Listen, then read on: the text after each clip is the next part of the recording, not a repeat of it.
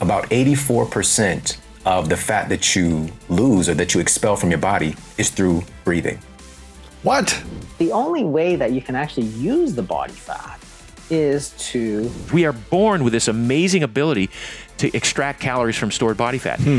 And the reason that we don't is Burning body fat is one of the toughest things to do in health. And that's why I brought on some of the best experts in the world to talk about how to burn and keep that body fat off. If you enjoy this, make sure to click the like button right now, subscribe to this channel, and leave a comment below on your biggest takeaway.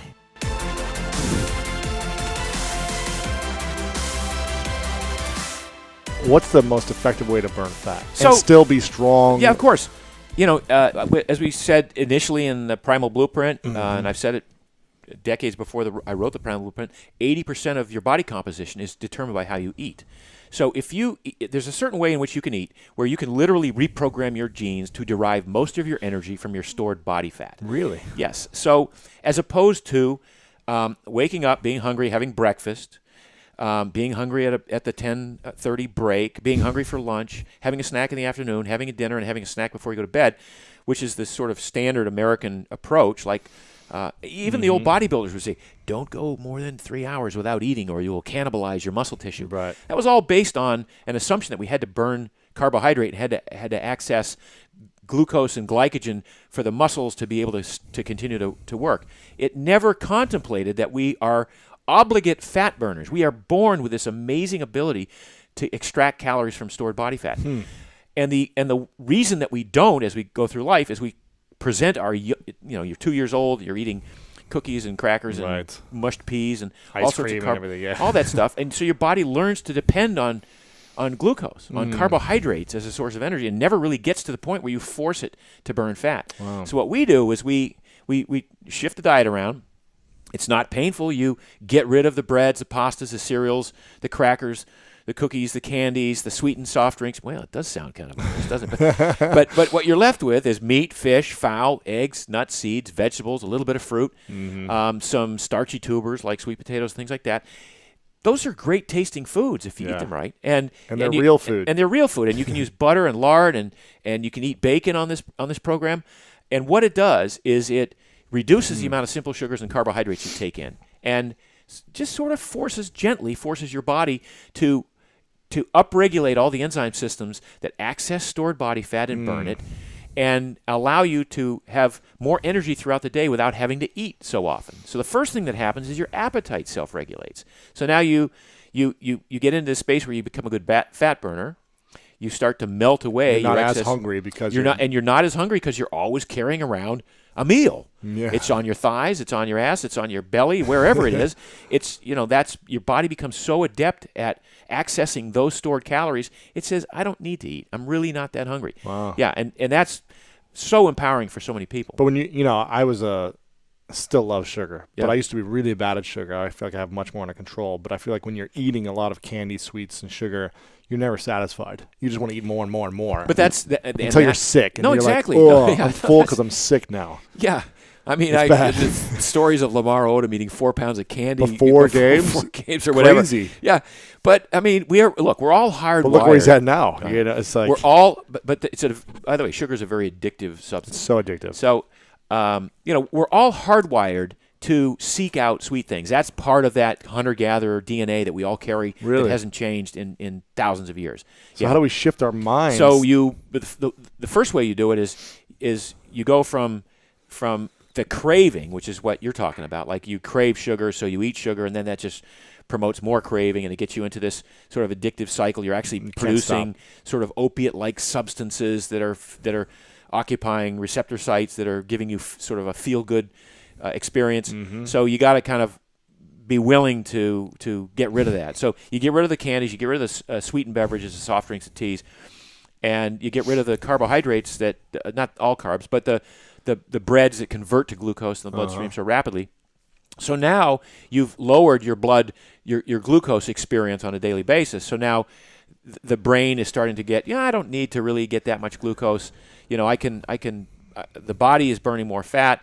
As a result of you being able to burn fat, you create these byproducts called ketones, which the brain loves to burn ketones and burns them preferentially. So you need less and less sugar to maintain clarity throughout the day. If you haven't become fat adapted and you're a sugar burner, which is what it's not a derogatory term, but we use a term to describe people who haven't become fat burners yet they're sugar burners.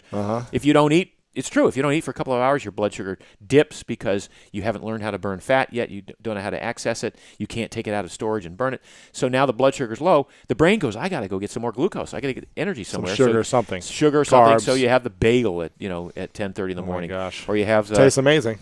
Well, for an hour, and then it's no, exactly. But then you're hungry again, and Yes. that's this vicious cycle. So if Yeah. we can, take the steps. We say it takes 21 days. That's why I have a book called The 21-Day Total Body Transformation. 21 days of this cutting these sugars and starchy, not starchy, but simple carbohydrates out of your diet, and just focusing on healthy fats and lean proteins and vegetables. right.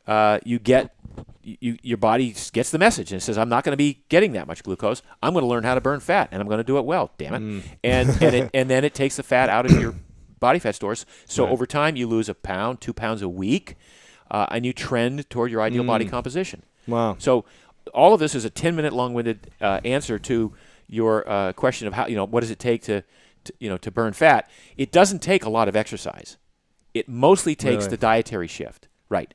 You got to do some exercise. You don't have to do anything, but you can choose to do some exercise. It'll help accelerate and it'll it, help right? accelerate it a little bit, but most of it happens as a result of the Really? shifts you make in your diet. Absolutely. It's all in the kitchen. Yep. So you can get abs in the kitchen and not do anything different working Absolutely. out. Wow. Yeah. Okay. So what's the difference between?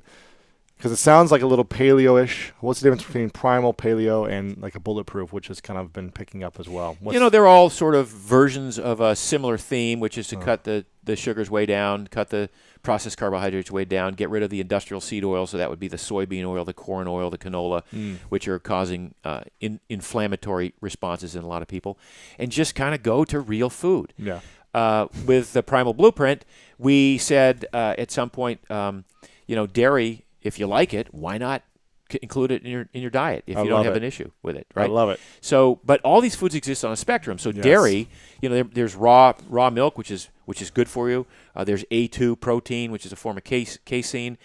We could have a whole discussion about the different types of cows and the different types of protein that they make. But on the far end of the spectrum, the good end, there's butter, there's cream, there's all these things.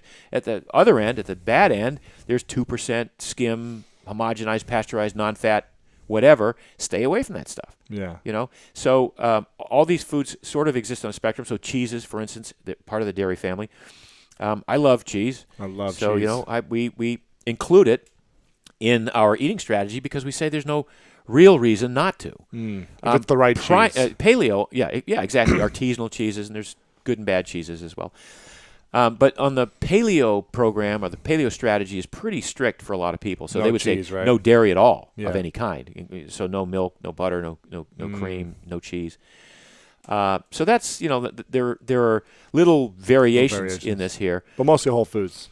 Mostly whole foods is what we're all looking at. I mean, even if you look at a vegan experience these days or a vegetarian experience, it's really these dietary programs work largely as a result of what you eliminate, not what you're eating. Right. Right. So if you eliminate the crap and you're left, even if you're only eating vegetables, as long as you're getting enough protein, you should be fine. Yeah.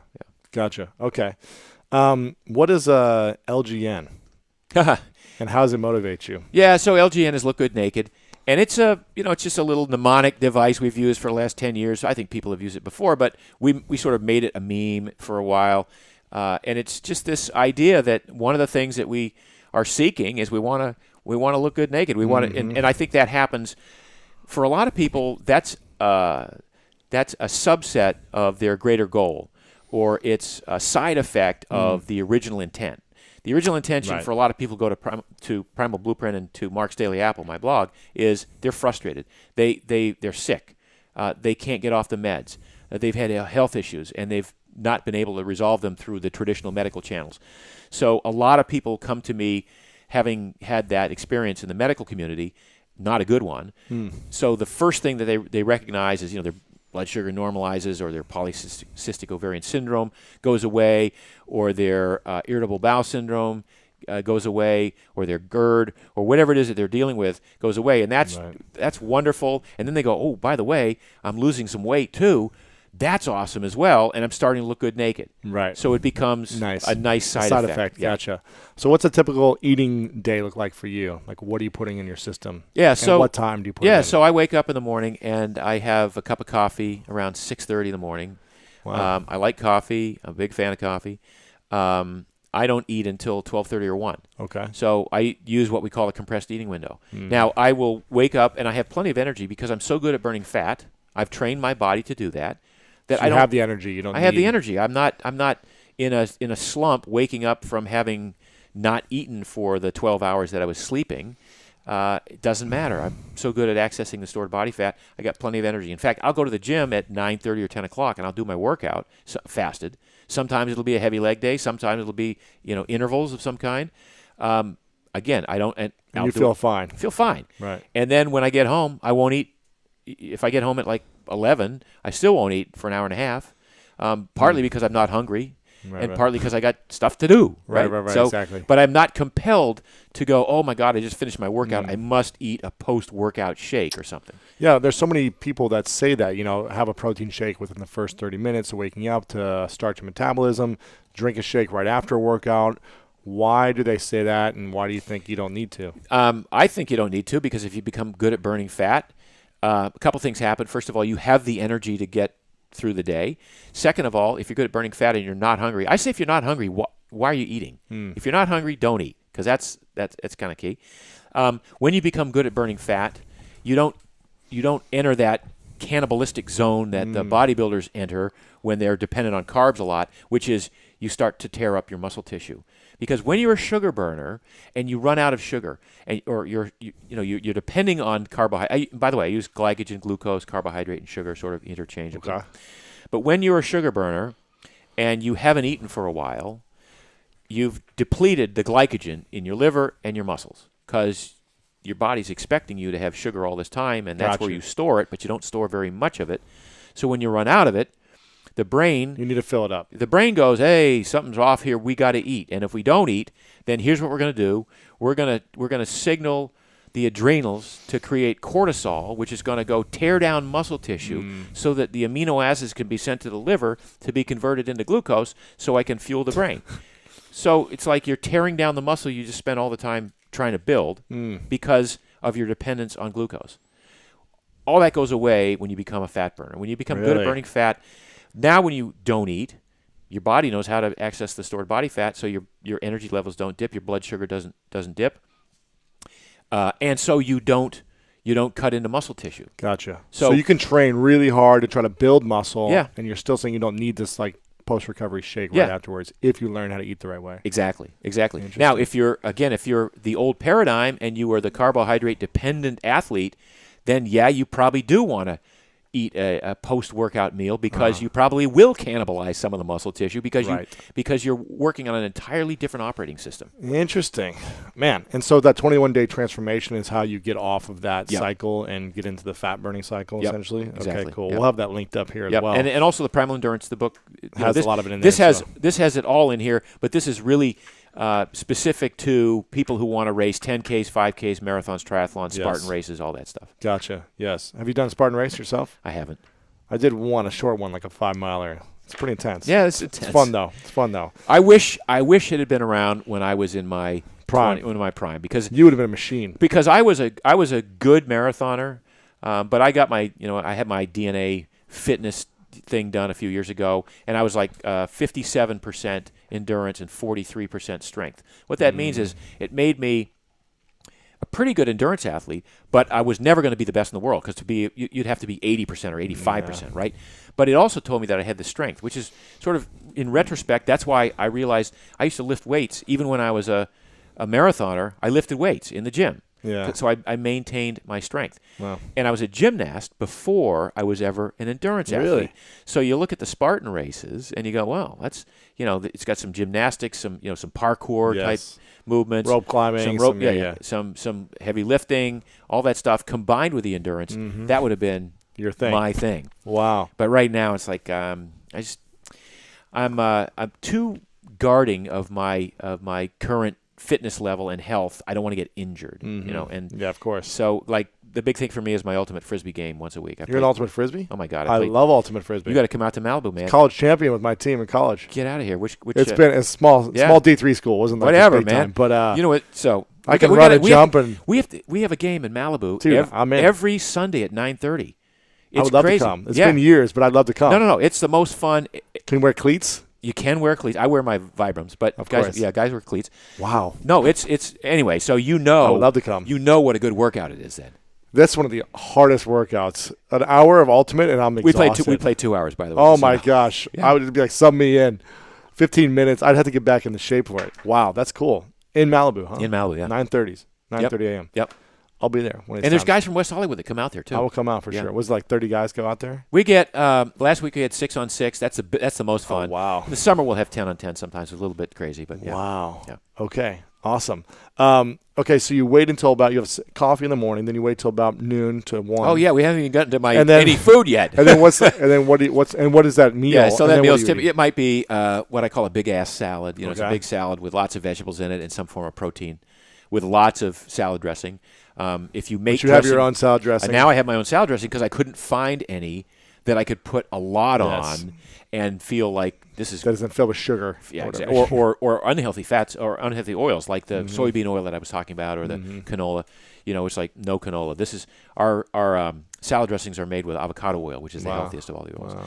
So I have a big salad with chicken from leftover from the previous night, or a piece of fish, or something on it. Nice. Okay. And then I go till the middle of the afternoon, maybe late afternoon. I might have a handful of macadamia nuts.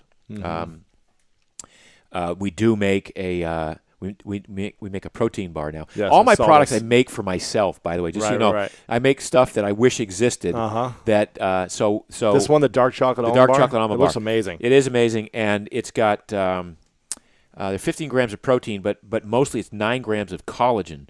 So it's got more collagen than a cup of bone broth. So, you know, I love bone broth, but you know, as a quick, when I'm driving my car, you know, with let me pull out a bottle of bone broth. Yeah. So the bars are there because I'm really into the repair. So one of the issues I have as a 62-year-old guy trying to keep up with 20-somethings on a sprint to the end zone to defend a long pass is my Achilles. You know, so the collagen really works well. Really? Absolutely keeps me. I know that I can tell the difference between when I've been eating a lot of collagen and when I haven't. In your Achilles. In my Achilles, yeah. What happens? Just tighter when you're not? Yeah, they feel like they're going to snap. Really? And they'll feel sore enough that I'll choose not. I'll back way off. Interesting. For weeks at a time. So anyway, that's I might have a dark chocolate almond bar in the afternoon. I'm gonna have to get all this stuff. Yeah, I have to try it all out. Okay. And then in the evening, I have a piece of steak. I've got this great Wagyu short rib that I get. It's my favorite cut of meat anywhere in the world. And I'll have that with a whole ton of steamed vegetables or lightly grilled vegetables with some butter on it. And once in a while, I have a glass of wine. And that's it. That's the whole day. Yeah. You don't need much more than that. No, so here's the thing. You may have gleaned from that it's not a lot of food. Right. And one of the things that you realize when you become good at burning fat, you don't need a lot of food. You don't need a lot of food. So a few years ago, I had this thought experiment. I thought, well, I used to my whole life see what I could get away with, see how much food I could eat and not feel like I was going to puke or not feel like I was going to gain weight. Right? It's how much food can I eat and not gain weight. And I think a lot of people live their lives that way. They sort of finish what's on their plate. Basically, there are a lot of people who run or work out just so they can eat more. Like, why do you run so much, Lewis? Well, I run because I love to eat. I love to eat. Well, dude, I love to eat too. Yeah. But I don't want to beat myself up. So I can eat more. So that was the thought experiment. And then if you reverse it, you go, well, if that's the case, what's the least amount of food I can eat and maintain my body mass, maintain my energy, not get sick, and most importantly, not be hungry. And it turns out it's about 30% fewer calories than I used to eat.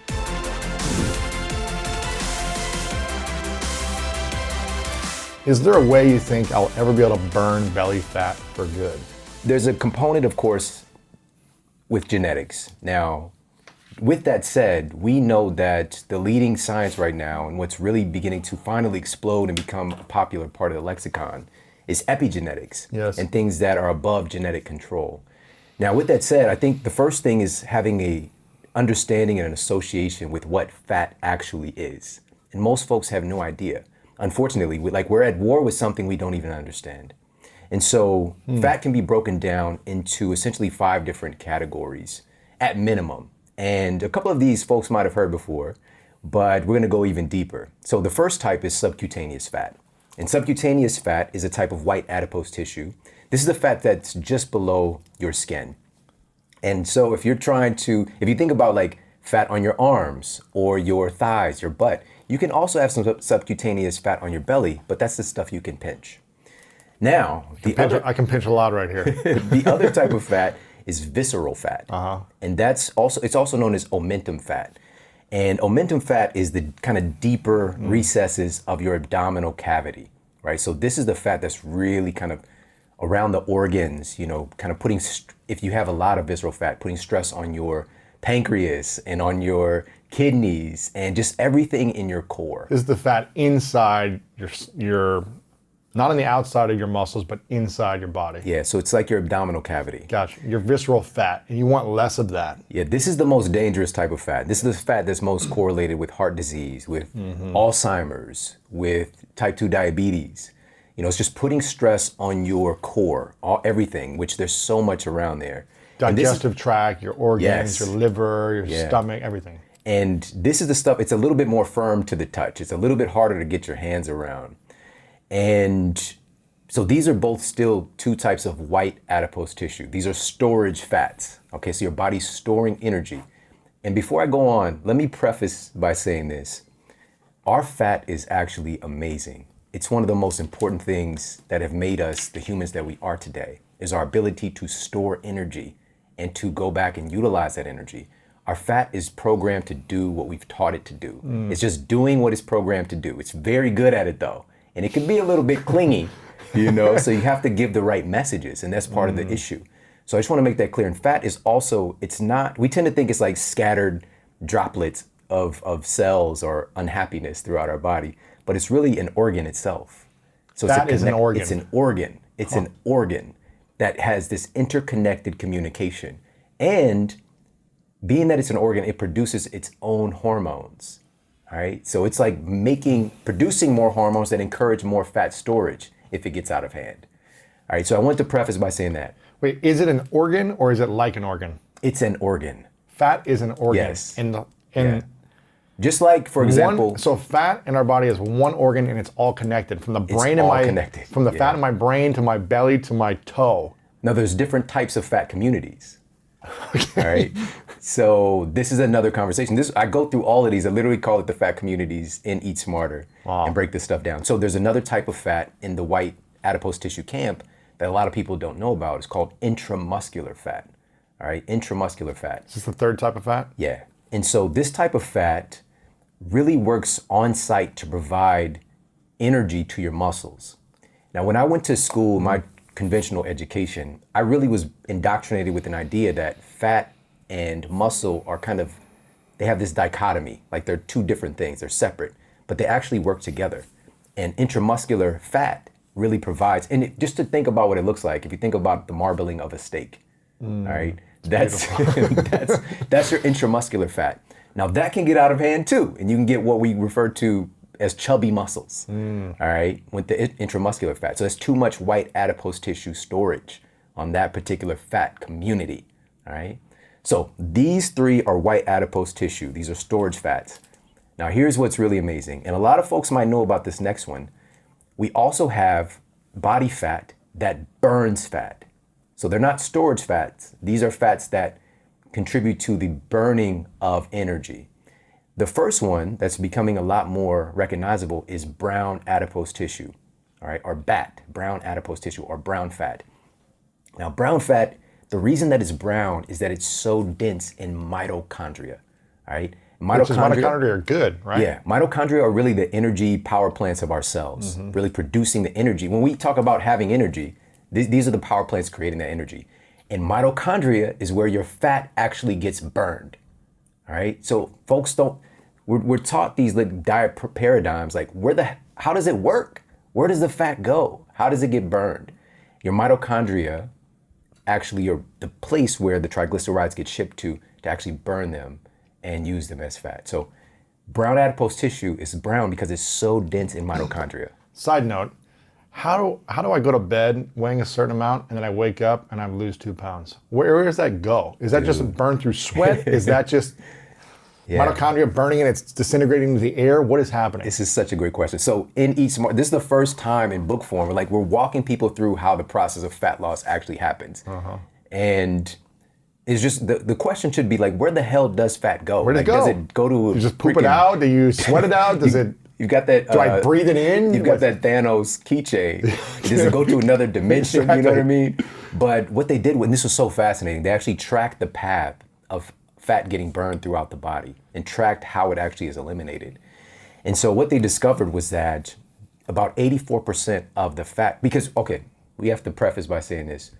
For us psychologically, in our culture, we tend to think of burning fat, if there's a visual of it, it's sweating. Yeah. Like we're at the gym, we're sweating it out. That's your fat cells crying, having a good breakup cry, you know? That's what we think. Yeah. But in actuality, about 84% of the fat that you lose or that you expel from your body is through breathing. What? Yeah, it's eliminated via your lungs. Yeah, it's carbon dioxide. So no way. So fat about burns 84%. in the body and then it goes into your lungs? It's like transporting through the lung cavity and then you breathe it out? It's an eliminatory organ, you know? We don't think about that. What? We tend to think about like our gastrointestinal tract, our bladder as eliminatory organs, your lungs. And so you breathe about 84% of the fat that you lose comes out via your breath. And about a third of that happens while you're sleeping at night. So you breathe fat out. That's how you burn it. Yeah. How much? Caesar Milan is the dog whisperer. Yes. You're the fat whisperer. Exactly. I burn it in my sleep. So wait a minute. How much fat do we burn through our lungs? About 84% of it. So all of our fat. So if I'm 100 but pounds. this is not just you're breathing. It's all the metabolic processes that take place to create the metabolic kind of offshoots or it just metabolic comes waste. through the Right, mouth. through the breathing. You also do eliminate some of body fat through fluids. So about, somewhere around the ballpark of about 15%, 16 to 14% sweat, and urine. bathroom. Yeah. Tears. You can even, all of these things are eliminating fat cells. products. Fat cells. Yeah. Is the fat, it looks coagulated when you look at it in your body, right? So how does it break down and then turn into just nothing that you can see? Yeah, it's a very complex and beautiful process. The body is fascinating what it can do. It is. And we go through, and it can be so overwhelming, but what I did was I made it an analogy in the book of a theater, making your body like a cellular movie theater. And there are particular ushers who are there to put fat into the seats. So we tend to think that fat cells, we're trying to, quote, kill fat or burn fat, but that's not really how it works, actually. Your fat cells are storage containers, and what they're getting filled with, the fat cells, basically, when you're born, you have a certain allotment of fat cells, all right? You can't just indiscriminately kill them. They get filled with more and more energy. It makes the fat cell expand. So what we're trying to do is to get the fat cell to let go of its contents so it can be used as fuel. Right. All right? And so there are two enzymes that are really the head ushers that push the fat contents or triglycerides into the fat cell, or they usher them out when it's time to leave. So one of its hormone-sensitive lipase is the one that comes and gets folks out of the theater. All right? Lipoprotein lipase takes the triglycerides and ushers them into the theater. All right? And then there's organs that kind of dominate and regulate what those enzymes are doing. Namely your pancreas is like the mother of two brothers who have two different roles. One of them is insulin, and the other one, its brother, is glucagon. All right, insulin is so, man, when you think of insulin, what do you think of though? Eating sugar. Yeah. That's what I think of, because insulin spikes in the body when you eat sugar, right? Yeah, and most folks think of diabetes too. It's like tied into that lexicon. Of course. But insulin is so important for our survival. It's a super amazing. We need it. Yes, you absolutely have to have insulin. And if you're born, in a condition where you have type 1 diabetes and the beta cells in your pancreas aren't even making insulin, like you can die. Your cells won't get energy. So now here's the thing. Insulin's job is to store energy, all right? Yeah, and to encourage all those enzymes and to do their work as well. So when it's out of hand, when insulin is too active, it can be a problem. It's storing too much fat. Yeah, and it can get to a point where there's so much activity with insulin, it's getting overrun and stressed out that it stops doing its job properly. That's where you get insulin resistance, all right? And then you have something called this kind of instant fat cell creation that can take place with the liver. It'll just start making its own fat as well. So, but we'll circle back to that a little bit later. Yes. But here's the thing. So you got insulin doing its job of fat storage or energy storage. Glucagon does the opposite. It encourages your cells to let go of their contents to be used as energy. But glucagon cannot do its job unless his brother sits its ass down somewhere and Insulin. stops. Yes. So how do you get insulin to stop doing its job? That's what it's all about, man. That's what it's all about. But we don't want it to stop. We just want it to be efficient. Efficient. And now here's another thing. We do know that, as you mentioned, sugar is a big driver of insulin, carbohydrates in general. Yeah. However, Breads, pastas, right? yeah, protein does as well. It incites the activity of insulin at a lesser degree for sure. And even fat, in a kind of backdoor way, does drive insulin function too, or even contributes to potentially insulin sensitivity or insulin resistance. So it's not just this one thing, but we do know that in our culture, on average, folks are eating like 150 pounds of sugar a year, so that abnormal amount of exposure is chronically creating this overactivity of insulin to the point that we have insulin resistance. Because Right? 100 years ago, we weren't eating as much sugar, I'm assuming. Yeah. Processed It's not foods. even close. It's not even close. But what is with the life expectancy increases every year, it seems like. We're eating more and more bad things, but we're able to live longer, whereas before we weren't. That's the misnomer, though. We're not necessarily living longer. We're dying longer. We're getting sicker and being able to and being stay able alive. Yes.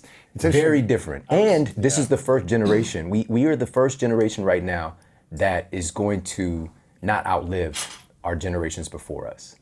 Right? This is the first time we're seeing this downtick. When we're do you supposed to mean? be seeing folks, well, basically the life expectancy has gone down for the first time in like recent history. Yeah. So we're saying we're not supposed to outlive our parents? Or what do you mean? So we'll just say the life expectancy of the past generation was 80 years old. Now it's 79. Really? So it's just our life expectancy has gone Interesting. down for the first time. Previous in generation, recent- got in you. recent history. It's interesting. I was asking Dr. David Sinclair about this. I love him. He was like, the goal is not to live as long as you can and be sick and miserable. He's like, I've seen that in too many people. The goal is to live as long as you can, healthy, flexible, abundant, not with chronic pain, and then die quickly. Right. To get sick and then die within a week. Not get that's sick not and what we die want. within 20 years of misery. He's like, that's not a great life. Yeah. We don't just want lifespan. We want health span. And it all really boils down, and this is the most beautiful part about this, and what I'm really hoping to impress upon culture, because when we tend to think of food, we tend to think of it in relationship. In our culture, we think of diet in relationship to weight. It's just like what's connected. When in reality, food is one of the greatest, if not the greatest determinant of what every single cell and organ system in your body is doing at all times. And this is what I really want to get across is, of course, I'm going to give you the best information possible on the metabolism connection with food, but also how does food affect your cognitive performance? And it's shocking when you find this data out, how deeply food impacts your levels of empathy and your ability to connect with other people. We break that down as well. What are the foods that cultivate more empathy and compassion? And what are the Before foods? we get to that, the fat storage, there was one more. Were you talking about brown fat? Yeah, brown fat. And there was another fat? Yeah, so there's that. one other fat. And so brown adipose tissue is very dense in mitochondria, right? So these energy power plants, that's why it's brown. Babies have a lot of brown fat. It's kind of an evolutionary adaptation advantage to prevent hypothermia, just to Keep them basically warm. keep thermogenesis going. As you become an adult, you have a lot less brown adipose tissue. It's mostly located like around your collarbones, your shoulder blades, down your spine. And brown adipose tissue is remarkable in that it's really correlated if you have enough brown adipose tissue, which you can create more, and the mobilization and activity of it.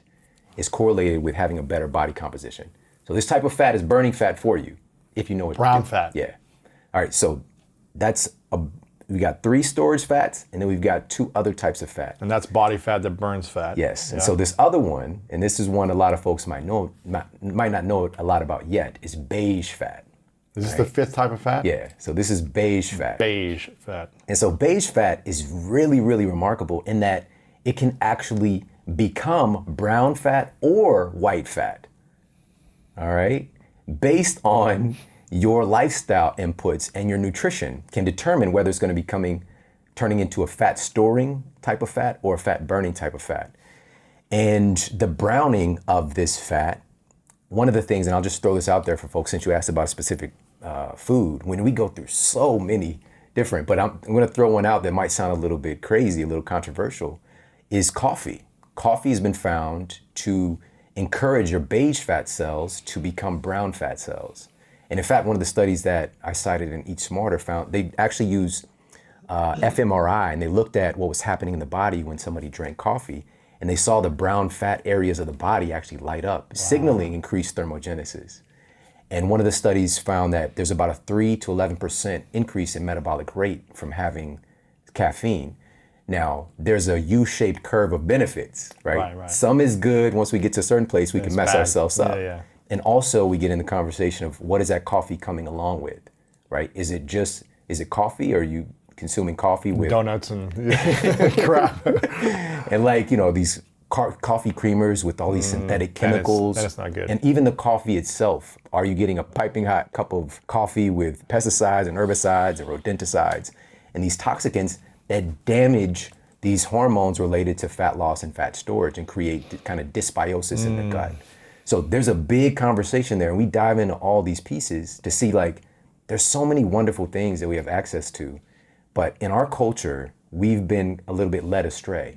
And it's not that coffee is inherently good or bad. It's been utilized by humans for centuries, but it's the quality and how you're going about it that can make all the difference. And the in world. quantity probably, and yeah. Yeah, and so just going back to your original question, when we're targeting that, the belly fat specifically, and this is something that is not talked about enough. It's really about encouraging and optimizing the hormones related to fat storage and fat burning, right? And this gets into the conversation of calories, because we tend to be very calorie focused as far as we're trying to lose weight or we're trying to lose belly fat. And it's not that calories don't matter. I want to make that clear. I want to preface with this. But when I was in my nutritional science class in college, the king, the monarch, the warden of diet is calories. And I say warden intentionally because it gets into this kind of prisoner mentality. Yeah. And diets are really revolving around this. And I'm always asking this question, and I'm so grateful that I've kind of hardwired myself to do this. Where did it come from? Where the hell did this idea start? And so I went back and examined the entire history of calories. And it actually, for me, it's just like when we find Egyptian pyramids, they didn't have any shit about calories. Right. Nobody was even thinking about it or looking for it, even when it was discovered. And it wasn't discovered and used for nutrition. It was discovered and utilized initially in physics and engineering. And and this was in 1800s. And then it made its transition into nutrition thanks to a guy named Wilbur Atwater. But he's just kind of a little side note as well. And I go back and talk about all the people involved, but this is what changed America. This is what changed the world, really, was a physician. She's a pioneer for sure. Her name was Dr. Lulu Hunt Peters. And she's the one who popularized the term calorie.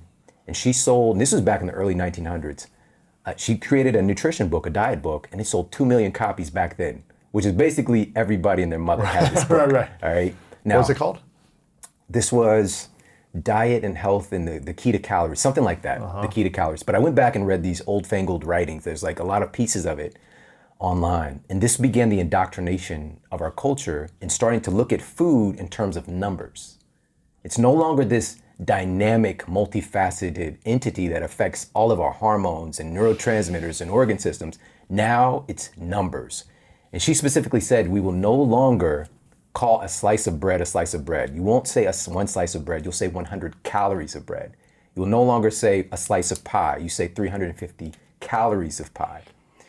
And so we stopped looking at food as food. We started this evolution and started looking at it as numbers. And she asserted that a woman of her height could eat whatever she wanted as long as she maintained 1,200 calorie intake. And now let me also make this clear. Dr. Lulu Hunt Peters battled with her weight for her lifetime, all right? And it's that term of like, teach what you want to learn kind of thing. Now, this is also crucial. And some people, this might tug at their heartstrings a little bit. This was also the beginning of this indoctrination, associating food with character, associating food with morality. And so she basically asserted that it's a character defect if you're not able to manage your weight. There's something wrong with you. And started to use terms like sin and punishment in relationship to food. And this was also during the time of like World War I, so food rationing was a big thing happening. Right. And she said, one of her quotes I put in the book, and I'm paraphrasing that, for every pang of hunger you feel, you should have a double joy knowing that you're saving the hunger pangs in a starving child or, you know, with soldiers and what. So she's basically saying this was also a massive change in our perception that hunger is related to weight loss. If you're hungry, you're doing it right. And this started to really change the psychology of dieting, right? And so calories began to become the king and the big focus. Now, I want to say this, calories matter for sure. It's a measurement of energy in food, just like a meter is a measure of energy in distance. But that meter is consistent. If we measure this room consistently, it's going to be the same meters. Same distance. However, calories Are different. completely ignore, when you're talking about a measurement of energy, it ignores the complexity of human digestion and human hormones and neurotransmitters and cellular function. It's going to be different every day, the calories that you consume and what effects it has on your body. Because our hormones are changing, our Yes. bodies are changing, our timelines are changing. What we used to eat when we were 12 may not affect us now when we're 40 or 50. Exactly. Let alone you versus another person. And this is where we get in these situations where a diet works for one person, but it doesn't work for someone else. And I'm sick of it, man. Wow. Because people keep thinking there's something wrong with them and they're not getting these very fundamental principles.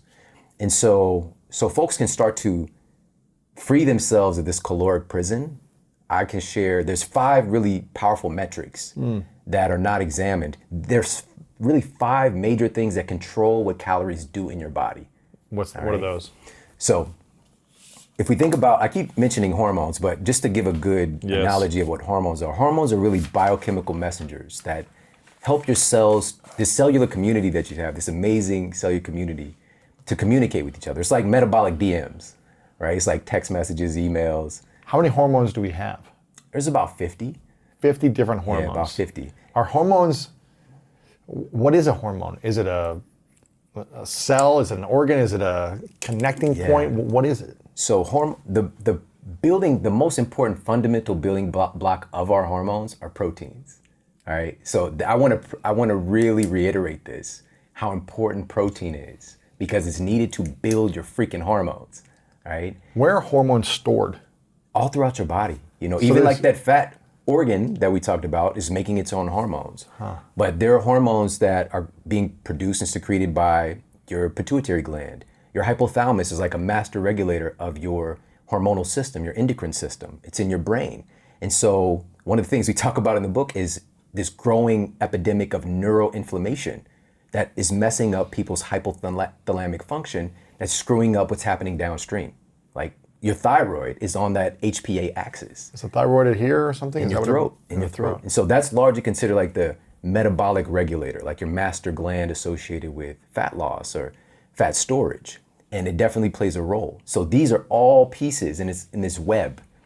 Now, what's actually determining what these calories are doing, and so I gave a little preface of what our hormones are.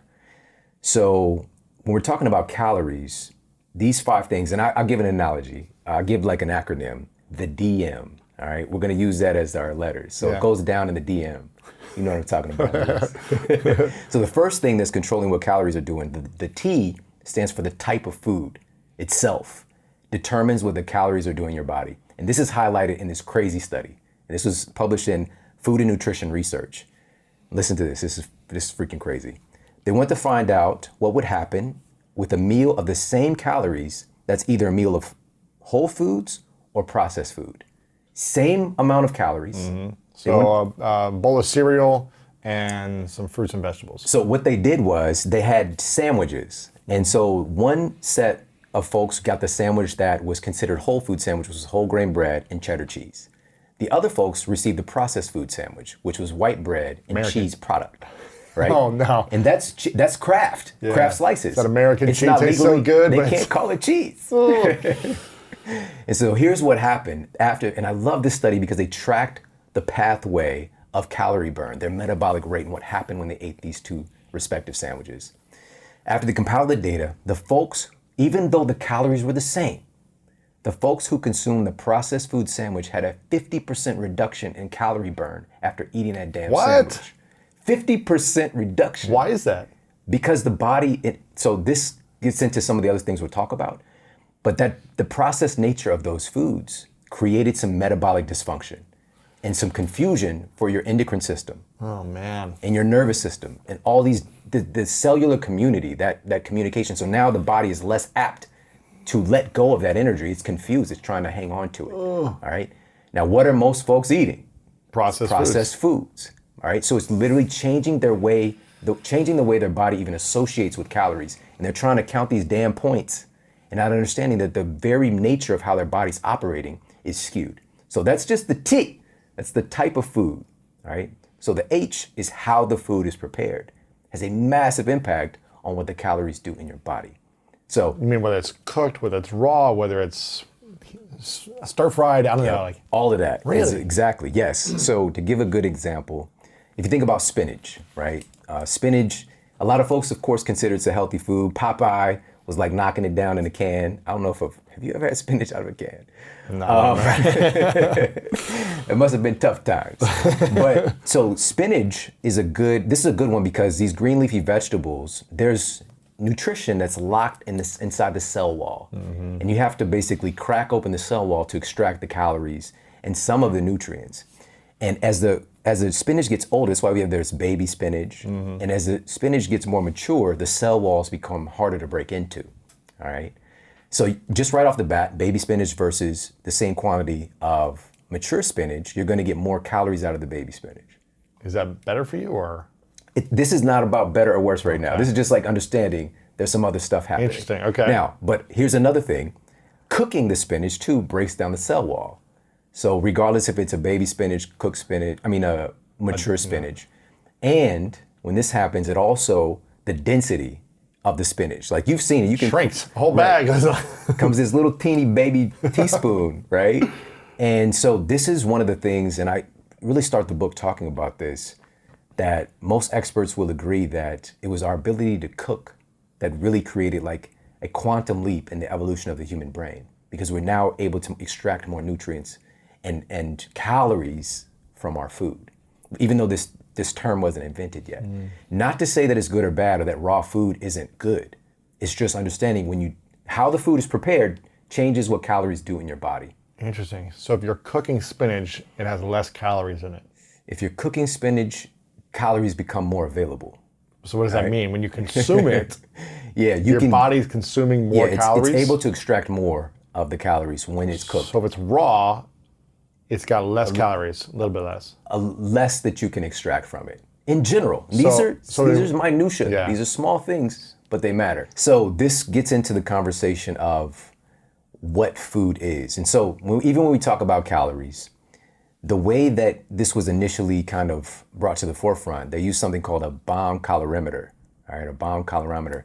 And what they do is they took the food and they put it into a box, and they put that box into another box that's filled with water. And then they would burn the food with electrical energy to find out all of the available calories that were in this food that was used to heat the water up. And so once they did this, they were like, okay, there's 200 calories in this particular food product. The problem is you might be the bomb, Lewis, but you're not a bomb calorimeter, all right? Your body is very different. There are indigestible components of that food, for example, whereas the bomb calorimeter is basically saying all the calories that are here when you don't absorb all the calories in the food that you eat, okay? So this creates this schism, all right? So those indigestible components they're going to be more in raw spinach. You're not going to digest as much. Yeah. I hope that makes sense. Yeah. So you're not going to digest as much, and you're not going to pull as many calories in. However, there's bioavailable micronutrients that you're going to get. It's not that raw spinach versus cooked spinach is good or bad. It's just there's different ways that it impacts your body. Sure, right? sure. So that's how the food is prepared. Types of food, how it's prepared. Right. So the DM, it goes down in the DM. All right. The next one is the E, and the E stands for energy exchange. Now this one here, this is something folks might have learned about a little bit in school. I know I did in my university class. However, I don't think we really get this. It costs energy. It costs calories to digest calories. Your body uses calories to digest calories. To burn or digest the calories. To produce the Chew. the saliva, to chew, to swallow. To the intestinal wall, Yeah. like everything, right? To It's churn the processing. stuff, to produce stomach acid, to move it, to take the food from your gastrointestinal tract through your small intestine and move it through into your bloodstream and move those cells, those nutrients to your brain, to your eyeballs, to your toes. How much do we burn from one meal? From eating, chewing, to eliminating? How long does that take typically? Is that a 12 or 24-hour window It depends, from one meal? man. That's such a very diverse question because it depends on the type of food. It depends on, matter of fact, we'll get to that in a moment. Okay. We'll get to that. So Energy exchange. yeah, energy exchange. Now this energy exchange, how many calories or how much the caloric expense is in digesting food depends on the type of food too. The macronutrients specifically is what people know about, but it's a little bit more diverse. Processed food, it's going to be harder to digest. It's going to be more work or less work? It depends on the type of food. Got it. But we'll stick with the overarching because we could do the whole show just on that one topic. But just on the macronutrient side, Okay. proteins are well noted to be more calorically expensive to digest. It costs you about 20 to 30% of the protein that you eat is the calories in there are used to digest the protein. So we'll just say if you consume 100 grams of protein, 100 calories of protein, 20 to 30 calories are used to digest that protein. Wow, that's pretty good. Right? So you get a net profit of calories of 70. All right. So you can have more calories and realize it's going to be less that you're actually with consuming. protein. With Interesting. protein. With carbohydrates, it's going to cost you, it's about 10 to 15% Yeah. of that energy that you take in, caloric energy is used to digest it. For fats, it's about 0 to somewhere in the ballpark about 5% to digest it. So more protein equals more burning This of thermic, calories. it's called the thermic effect of food. All right. And protein is largely kept out of the conversation today. It's people are battling about carbs and fats. Right. These are the big diet frameworks. And protein is like Rodney Dangerfield. It's like, I get no respect.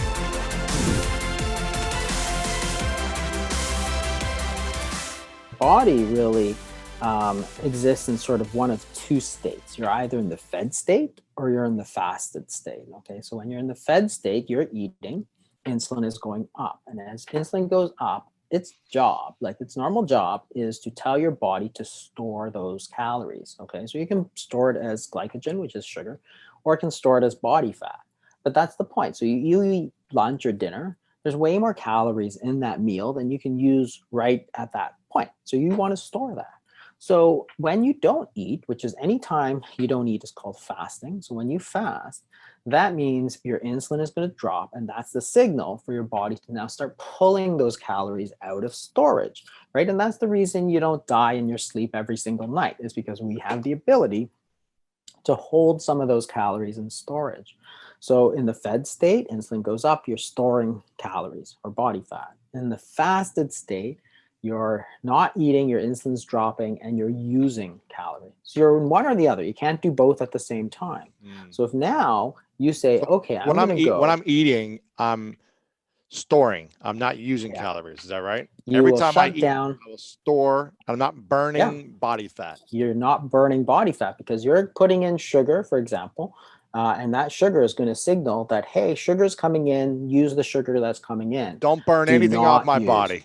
Yeah. Exactly. Keep on store all that stored fat. Keep it. Just keep piling it on, right? Exactly. So the only way that you can actually use the body fat is to let the insulin fall and not eat. So if you are now eating constantly, so the minute you get up, somebody tells you, oh, you have to eat, you can't skip breakfast, blah, blah, blah, blah, blah. And then you have to snack all day long. So now if you look at studies, the average duration of how long people eat for is about 14 hours and 45 minutes. That's the average. So if you start eating at 8 a.m., you don't stop till 10:45 p.m. That's on average. That's the average. 14 hours, you mean a 14-hour span of eating from the start to Yeah. finish, right? You may not be eating Yeah. every moment, but you're No. eating every few hours within a 14-hour window. It takes about 4 hours for you to switch over into the fasted state. So the point is that before, where you'd eat breakfast, lunch, dinner, and by 6 o'clock you're done, boom, now you shift into using those calories, and your mom you say, oh, you need time to digest, right? That's what she sort of said. But the point was that you need to start using those calories that you stored up during your meal times. And that was the secret, that they could stay relatively slim. But now if you're eating constantly, then you never give your body a chance to switch over into that fasted state and start using those calories. And the problem, of course, is that insulin stays high, which tends to keep your body storing calories. So the high insulin, for example, blocks fat burning. You can't burn your fat stores because your body's like, the instructions that I'm getting is to store energy, not use energy. I want to keep my stored energy for when there's a time that there's no food. The problem, of course, is that there's never a time there's no food, right? Every day is the same thing, right? 14 hours of eating and no time of not eating. And that's the point. So now if you understand the problem, you can say, well, how am I going to change this? Well, it's simple. Increase the amount of time that you're not eating. And that's all intermittent fasting is. If you eat one meal a day, for example, or if you eat within a 8-hour window or a 4-hour window or whatever, what you're doing is you're simply allowing your body to use the calories that have been stored, which is body fat predominantly.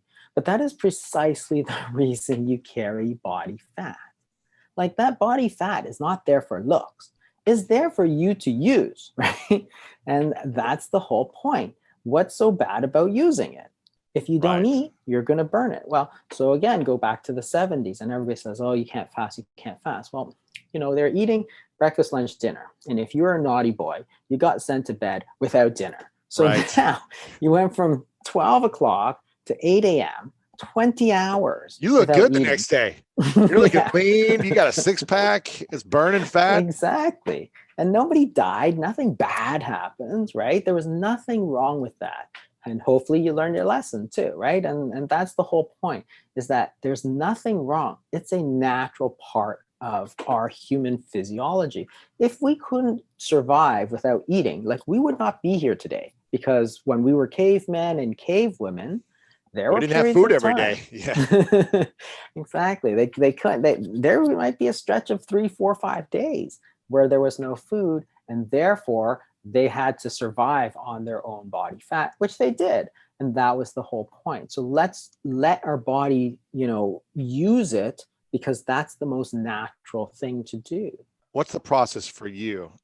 Your day-to-day life? Do you eat 1 meal a day, 2 meals a day? Do you fast every month for a day? Are you always doing intermittent fasting? Is there a downside to intermittent fasting? What's your process?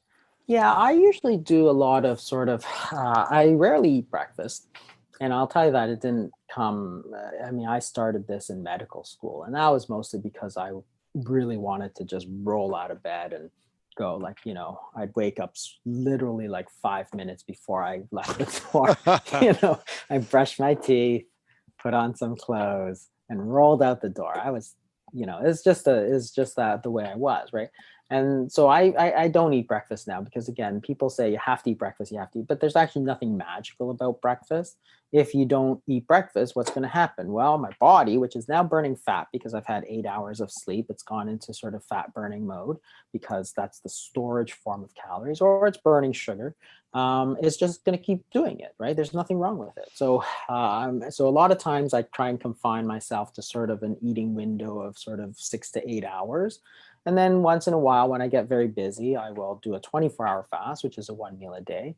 And then every so often, I'll do a longer fast. And the longer fasts are actually not as bad as you might think, but they really disrupt your schedule sort of socially. It's a tough one, because a lot of our socialization happens at meals. So I often have dinner with my family, for example, and doing those longer fasts is really, really disruptive to that sort of thing, which is why when you look at traditional societies, like if you look at, say, during major religions, for example, there would be a period of fasting that's sort of universal. So, Everyone's doing it, so no one's feeling exactly, because it's stressed when they smell the social. food and they're like, ah.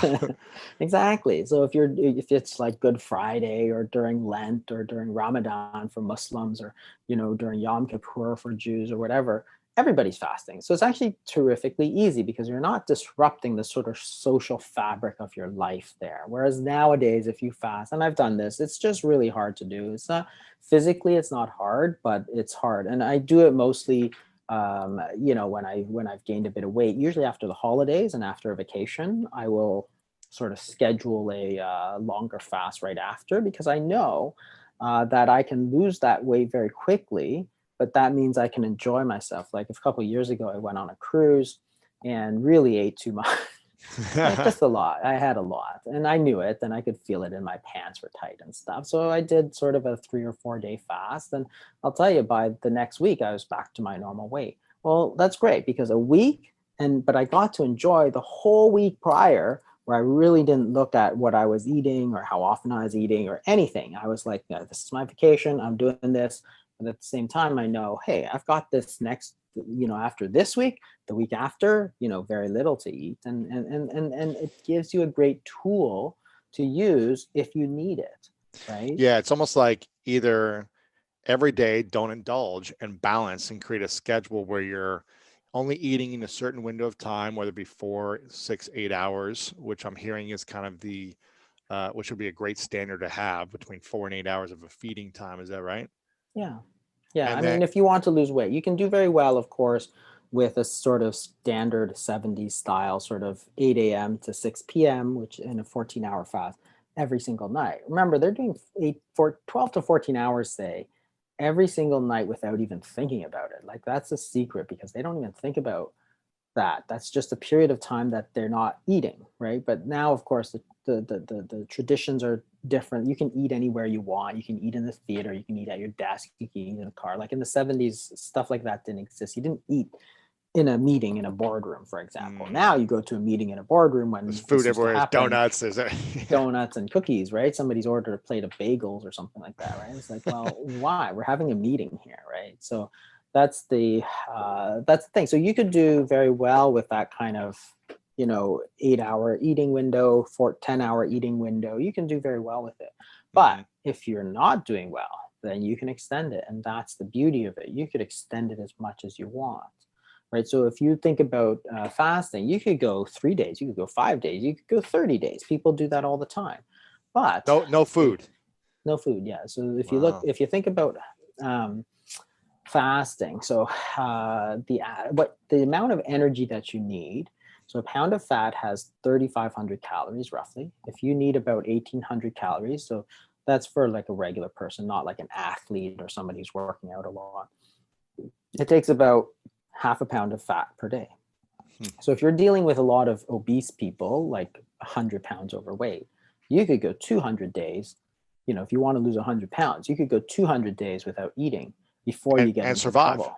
And survive. Exactly. And It's be a okay. Exactly. Be perfectly fine, because this is a very efficient, fat is an efficient store of calories, right? It's very efficient. That's why we developed it. It's to That's keep why you bears alive have when it. there's no food around. Exactly. So Does use it. Does it affect your digestive system? Does it mess with your metabolism if you don't eat after a certain amount of time?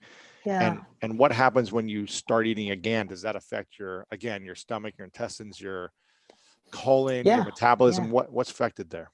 And this is the interesting part, is that everybody thinks that fasting is like the worst thing you could do. When you actually look at the science of what happens during fasting, it's actually one of the best things you can do for yourself from both a mental standpoint and a physiologic standpoint. Assuming, of course, you're not malnourished, right? I mean, I'm assuming if you're the average American who's, 10, 20, 30 pounds overweight, then this is something that actually has a lot of benefits. So there's a lot of sort of myths around it. One is that you're going to burn a lot of muscle. And the truth is that you don't. I mean, when if your body stores energy as body fat. So people say, oh, you're going to burn muscle. It's like, well, you've got to think that our body is so stupid that it stores energy as fat, but the minute you need it, it starts burning muscle, right? Like, why would our body be so stupid? And if it were so stupid, how did we survive, right? And it's like, if you save firewood all winter for the winter, and then as soon as it gets cold, you chop up your sofa and throw it into the fire. It's like, why would you be so stupid, right? Our body's just the same. It's not that. So, and I know, and everybody knows that the way that you build muscle is that you exercise, right? So if you have, lift heavy weights, then your muscles become stronger. It doesn't become stronger because you eat, right? That does nothing for building muscle. Like, otherwise we'd be, the strongest nation on earth, right? But we're not. We're the fattest nation on earth. So that's the whole problem, right? I mean, you're confusing two completely different things. There is a point during fasting where there is a little bit of protein breakdown, and that's where people get very confused and say, well, you're burning muscle, but you're not. Protein is not the same as muscle. So our body has all kinds of protein, including all the connective tissue, like the skin and stuff that holds stuff in place. And some of that is often burned off. So for example, when you look at those shows where people get surgery and they lose 150 pounds, they get all this flappy skin. That's not excess fat, that's excess protein. So that's, it's functional tissue that you've never used up. So we actually see very little of that problem when people fast, because there's a small period of time where they're actually using up the protein. Your body will maintain its musculature based on what exercise and stuff you're using. So another big myth, so muscle burning is one thing. The other big myth is people talk about is starvation mode or metabolic rate. So metabolic rate is the amount of energy that your body uses in a day, the number of calories you burn in a day. And this is what we see if you simply cut calories. So this is the standard medical advice. Cut 500 calories a day and you'll lose a pound of fat a week. What happens, of course, is that you cut 500 calories a day, and then your body quickly reduces the amount of calories it uses by about 500 calories. So now you're actually not losing any weight. That's what happens all the time. Because why does it stop? Why does it stop burning those calories? Well, it stops burning the calories by reducing its metabolic rate. So the metabolic rate is the energy that your body uses to, say, generate body heat, your liver, your kidney, your heart, and so on. And we've known this for 100 years, that if you simply restrict the number of calories but keep the foods very similar, what happens is that your body is going to start using less. So because it doesn't like running a deficit, right? It's just like if you normally make $100,000 a year and you spend $100,000 a year, now you make 50,000. You don't keep spending 100, right? You're gonna get thrown into jail. But so you reduce your expenditure, same as a body. So it's getting less, so it's going to use less, and that's the natural reaction. It's important because it's a survival response. It cannot do anything different. It's almost like you need to be extreme in your use in order for it to burn and kill off these cells that might be harmful to you. But if you just do a little bit, I'm going to eat a little bit less today, it's not going to do that much. It doesn't work. And people assume that if you go to zero, which is fasting, say you fast for a full day, you have 0 calories, you don't die, right? Because what happens is completely different. Now you've lowered your insulin, so you're changing the hormonal profile of the body. And as you do that, you're now switching fuel sources. So instead of using food as your fuel, you're switching it into body fat. Just like those hybrid cars where you go from gas to electric, right? So it's using food, and then boom, it goes, okay, I have no food coming in. I need to switch over now into body fat. And then it goes, whoa, I have like 500,000 calories of body fat here. So why do I need to cut it down? And the point is that it doesn't, because assuming if you have no body fat, of course, it's a problem. But for people who have adequate stores of body fat, which is most of us, and truthfully, most people do it for weight loss, too much body fat, then what happens is that there's so much there. Why wouldn't you use it? Because it's a fuel source. That's all it is. That's the way you have to look at the body fat. If you're eating all the time, you can never use your body fat, because your insulin's here, your insulin's high, you're using food. Then you get hungry, so you eat some more, right? You have a snack, you have a low-fat muffin. You stay here. You can only burn food. All that stuff over there, those 500,000 calories of body fat, are completely inaccessible for your body. So if you simply dial it down like this and say, okay, instead of 2,000 calories, I'm going to eat 1,500, but I'm going to eat 10 times a day, keeping myself here. Now you only have 1,500 coming in. You can only burn 1,500. You can't access that. If you go to zero, you go boom, and then your body burns the full 2,000. So they did a study, for example, where they took people and fasted them for 4 days and measured how many calories they're using. They also measured their VO2, which, as you know, is something that it's a measure of how much cellular work your body is doing. And what they found, so they measured the metabolic rate at time 0, then they measured it at 4 days of zero food. And they were burning 10% more calories than they were per day than they were when they were eating. The VO2 was 10% higher. You're doing more work. Your body is actually not shutting down. It's revving itself up. And again, there's a good physiologic reason for that. And we know that when insulin goes down, when you switch yourself into this sort of, mode that you're burning fat, other hormones go up, including your sympathetic nervous system, which is your noradrenaline. So you're actually pumping your body up. The reason for that is sort of, again, it's a survival response. So imagine, again, we're cavemen and it's winter and there's no food. So if you don't eat for 2 days and you get weaker, you're never going to eat again. Yeah. You're going to die because every day is going to be harder. You're going to circle the drain. So our body's just not that stupid, right? So what they do is that your body says, okay, there's no food coming in. Boom, I'm going to switch you over to body fat, and then I'm going to pump you up so that you have energy. You go out there, you go kill that woolly mammoth. You're focused, you're clear, you're in the zone, everything.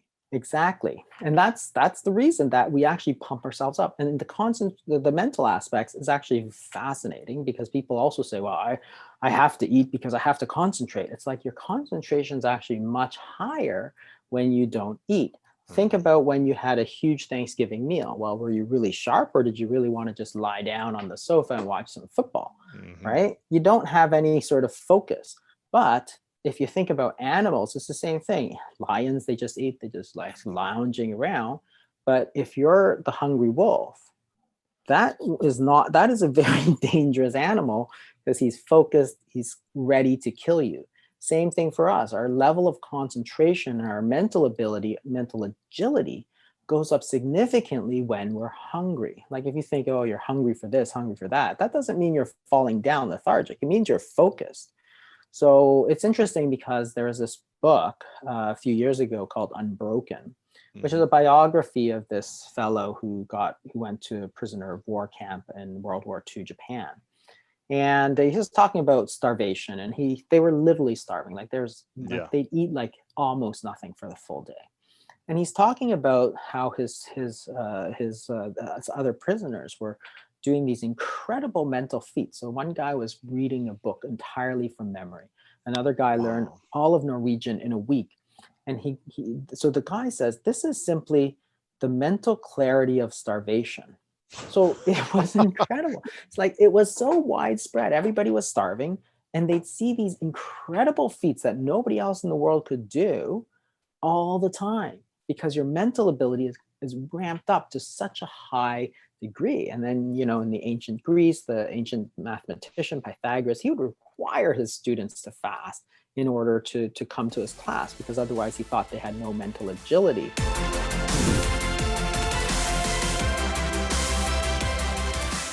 If you eat a healthy meal, let's say an hour before bed, I'm talking about grains and lean meat and healthy stuff, or if you eat pizza an hour before bed, are they both going to impact your ability to sleep better, or is the quality of the food before you go to bed matter? Yeah, that's a really good question. The short answer is, yeah, it does matter. So probably the two things that would have the greatest determination would be the simplicity or the simplicity of the carbohydrates or the glycemic load, because that's going to impact the sort of glycemic roller coaster you go on at night. And then probably the amount of protein, because that has a greater contribution to what's called the thermogenic effect of food. So the thermogenic effect is how much does your body temperature actually rise to digest the food. Our bodies want to be very cold at night. So Yes. anything you do that opposes that leads to lousy sleep. So what foods help you sleep better, keep you colder? What are those foods? Whether it's an hour before or 3 hours before. Yeah, honestly, it's like almost anything you're going to eat is going to come with something that's going to slightly raise your temperature. So I just generally say, try to not eat too much before bed. And I go out of my way to avoid the two things that I think are worse. So I just say I wouldn't have huge protein before bed, and I don't want to have anything that's going to raise my blood sugar before bed. So, I'd have an avocado before bed. I'd have, something that's like, I just generally don't eat before bed. The body really rewards you in terms of if you wait or if you don't eat right before bed. Is it going to sleep better, sleep deeper, be cooler, and therefore help you have more energy the next day if you don't eat before bed? Yeah, and this has, at least for me, been most easy to exhibit, and I think many of my patients would agree during periods of fasting. So fasting is kind of a funky state because you're altering so many other things in the physiology. But one of the things that happens, especially by about the second day of a water-only fast, is you really are seeing the impacts of what deep sleep can look like in a state that is totally absent food. And it's very interesting because you're competing with two forces, one that's keeping you awake and one that's helping you sleep a lot deeper. The one that's keeping you awake is cortisol. You have more of it. You have more stress hormones when you're fasting, because that's the thing from a prehistoric standpoint that would have been going on, right? Fasting would trigger a signal that says, go get more food, right? Be alert, be focused. Be alert, go get food. Like, we don't want to die. And so that's kind of keeping you awake. But the flip side of that is, the total absence of nutrient is allowing you to get into this amazing sleep, and your body temperature is really going down because your body's turning down its metabolism. So I actually find fasting sleep to be some of the most amazing physiology, because I'm watching this plummeting temperature, rising heart rate variability, falling heart rate, all of these really valuable things, but a little bit of rising cortisol that can lead to shorter sleep times. But I still feel quite, rejuvenated by sleep. If you're a kid and you're eating a lot of junk food, you're not sleeping, you're staying up late because you're playing video games all night, but you've got all this energy all day and you're active. Is there a negative for in your early ages, teens, early 20s, through lacking sleep, eating poorly? Or is there a way to recover in your 20s from the damage you've done in your before 20? Yeah, it's a good question. Certainly you can break it down into sort of the behavioral habit side, and you can talk about it through the physiologic lens. The good news is, before the age of 20 or 30, we are pretty remarkably resilient. I mean, you're an athlete, so you can relate. How old are you now, Lewis? You're in your 30s. 37. So you might not have fully appreciated, I'm 47, so I'm a full decade older than you. And when I think about 17 to 27 to 37 to 47, I can really talk about those decades through the lens of resilience. Mm-hmm. Like at 17, you could shoot me and I think I'd still get up the next day. Right. Like, you just couldn't, right? You're Superman. Yeah. You're absolutely Superman. And I don't know. I feel like the first observation of not being Superman for me kind of kicked in about 42-ish, about 5 years ago, was the first time I was like, oh, so this is what people talk about, right? Like, you can't just go out and crush it every minute of every day. And I think that's just one lens, which is through the lens of exercise. But the same is true of physiology, right? Like, or I'll give you another example. Many of my patients have observed this. I've observed this. Like, I was never a big drinker in college, but certainly there were enough occasions in med school or college where I'd go out and drink far more than anyone should. And yet somehow the next day I could like get up at 6 a.m. and go and do whatever I need to do. Like, I remember one night actually being out drinking until 3 a.m. I mean, having so much to drink, it was ridiculous. And somehow getting up at 6 in that morning to do a 100-mile bike ride. Oh my gosh, man. Probably still partially drunk. But felt fine by about like 2 hours into the ride. Today, if I had 3 glasses of wine, like the headache I'm going to have the next day is going to last me till the middle of the day. Is that because your body was able to assimilate the glucose into the muscles and it used it to its advantage then, and now it's like it takes over? It's a very good question. I mean, I could sort of, speculate on what it is, but I just think there's so there's this thing called homeostasis, right? Which is one of the hallmarks of youth. And it's one of the hallmarks of aging. And, it's the ability to, or it's our lack of homeostasis. We lose this ability to get the body back into the zone of optimal performance. So everything about the human body is very particular. For example, take pH, which is the amount of acidity in our body. We're so highly regulated, like our body really needs to be at a pH of 7.4. So 7 would kill you, and 7.6 or 7.7 would kill you. And this is a scale that goes from 0 to 14, to put that in perspective. Wow. Okay. So tiny perturbations will kill you. How good is our body at staying in that? Amazing. Temperature, right? You go much below about 94, you're dead. You go much above about 104, you're dead. How good are we at staying in that range? Oh, I mean, good. I mean, we generally stay within a 1.5 degree band. So this homeostasis thing is amazing. It gets weaker and weaker as we get older. And so your ability to tolerate bad food, bad sleep, sedentary behavior, more stress, all those things, it just gets weaker and weaker and weaker. And I think it declines non-linearly. So again, what you experience as a decline between 30 and 40, it's bad. 40 to 50, yeah, that's worse. 50 to 60, you can fall off a cliff. Is there a way to reverse this? I don't think we know. I think you can definitely slow the progression of it. And you know what? I would say you probably can reverse it, right? So just as you can clearly reverse diabetes is a glucose homeostasis problem, and it's clearly reversible. So there are probably some variants of this that are harder to reverse than others. But no, I think we can reverse this process. But it gets harder. It gets harder as time goes on, and it gets harder the further you are into sort of the physiologic trap. What are you doing to reverse it now that you've been experiencing this kind of, not maybe a cliff, but a dip over the last 5 years for yourself? How are you thinking about it? Well, I sort of had a change of heart 5 years ago. So actually 6 years ago, 2014. So I sort of hung up my bike, which at that point I'd switched from swimming to cycling as sort of my main sport. But I, at that point, a couple of things had happened. So one, I had become very familiar with a lot of emerging research on excessive cardiovascular training, which again is a rich man's problem. Ultra marathons, ultra biking, ultra swimming, hiking. That's right. So and it's the same sort of curve, right? Where as dose of exercise goes up, mortality comes down, but it has this little bit of a J where once you start to get into hyper amounts of exercise, especially over the age of 40, you're actually driving an increase in mortality. Now, again, really? Yes. Does that mean like running a marathon once a year, or is it running a marathon every week? Yeah, great point. Running a marathon once a year, probably not increasing your mortality at all. But, running 40, 50 miles a week probably is. Wow, really? Especially at that age. Now, again, this gets to your point about resilience.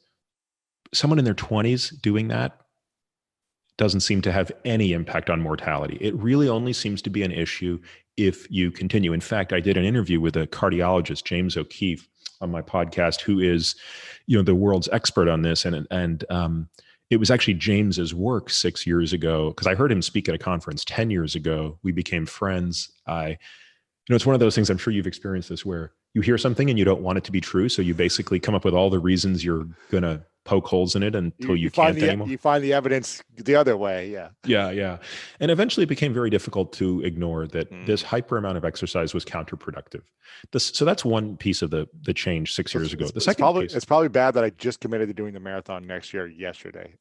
That's all right though. You'll be fine. I just think don't do one a month. You know? Exactly. And then I think the second thing was I realized, like, it was sort of funny, but I realized like my prime was so far behind me that I needed to think about like what was I doing this in service of, right? Like, and not that I needed anyone other than myself to do these things, because I'm very self-motivated. So I don't like, but just as a joke, one day I asked my wife, I said, "Hey, do you know what my PR is for 20K?"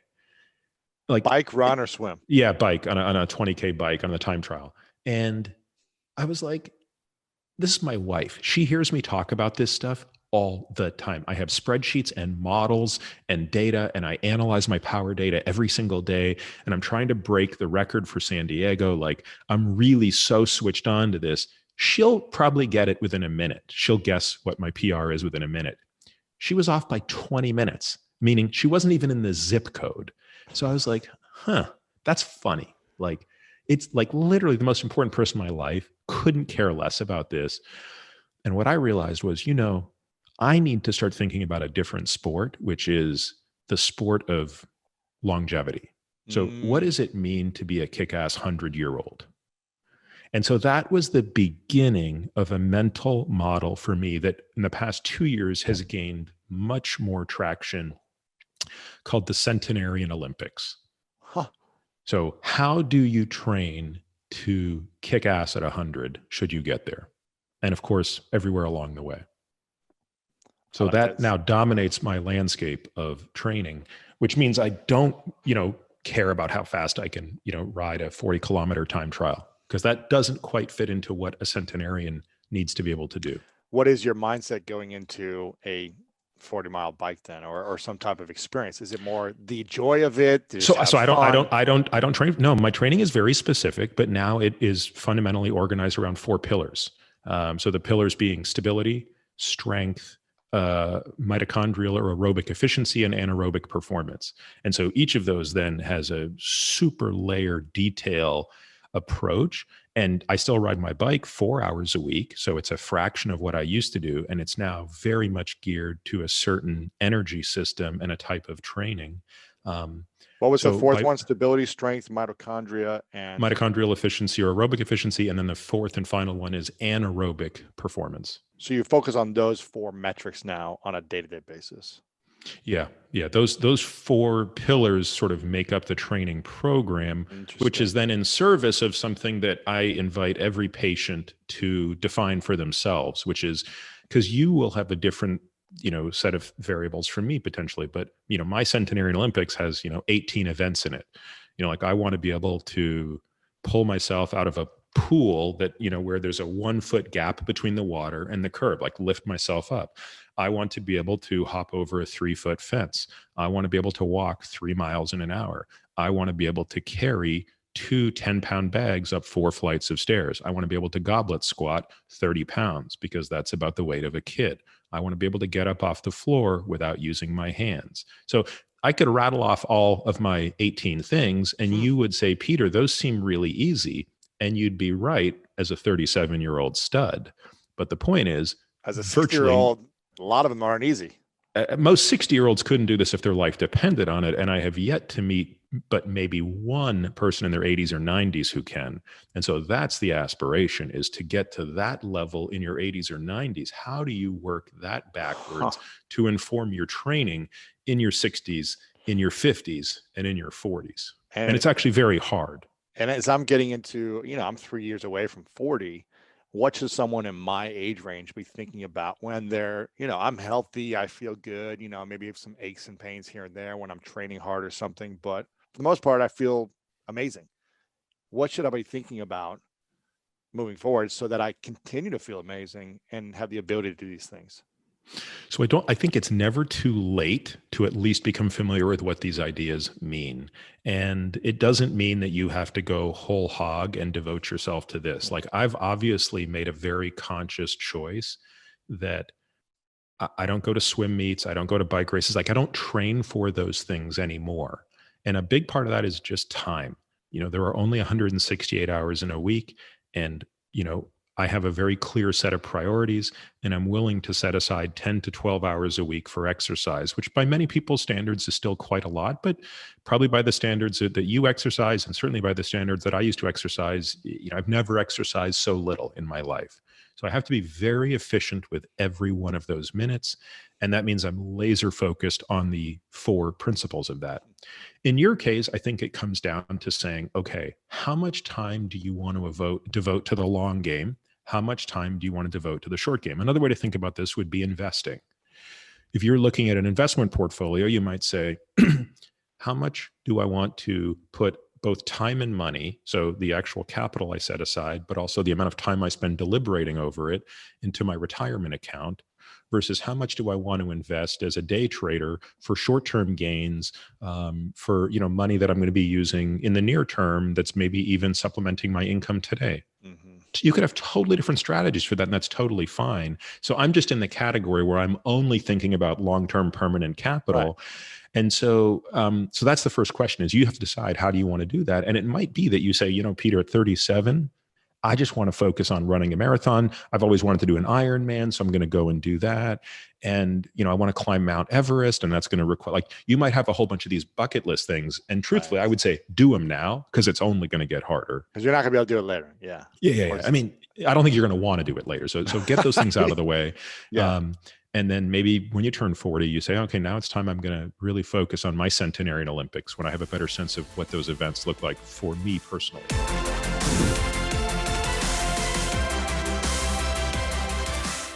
So if you look at hunger during fasting, so they've done, again, studies where they fast people for 24 hours and they measure a hormone called ghrelin, which is the hunger hormone. The higher it is, the hungrier you are. Turns out that our ghrelin peaks 3 times a day, breakfast, lunch, and dinner. So you get hungry at 12 o'clock. It's lunchtime, you get hungry. So it's a learned response. The question is, what happens if you don't eat? Does hunger keep going up and up and up? It doesn't.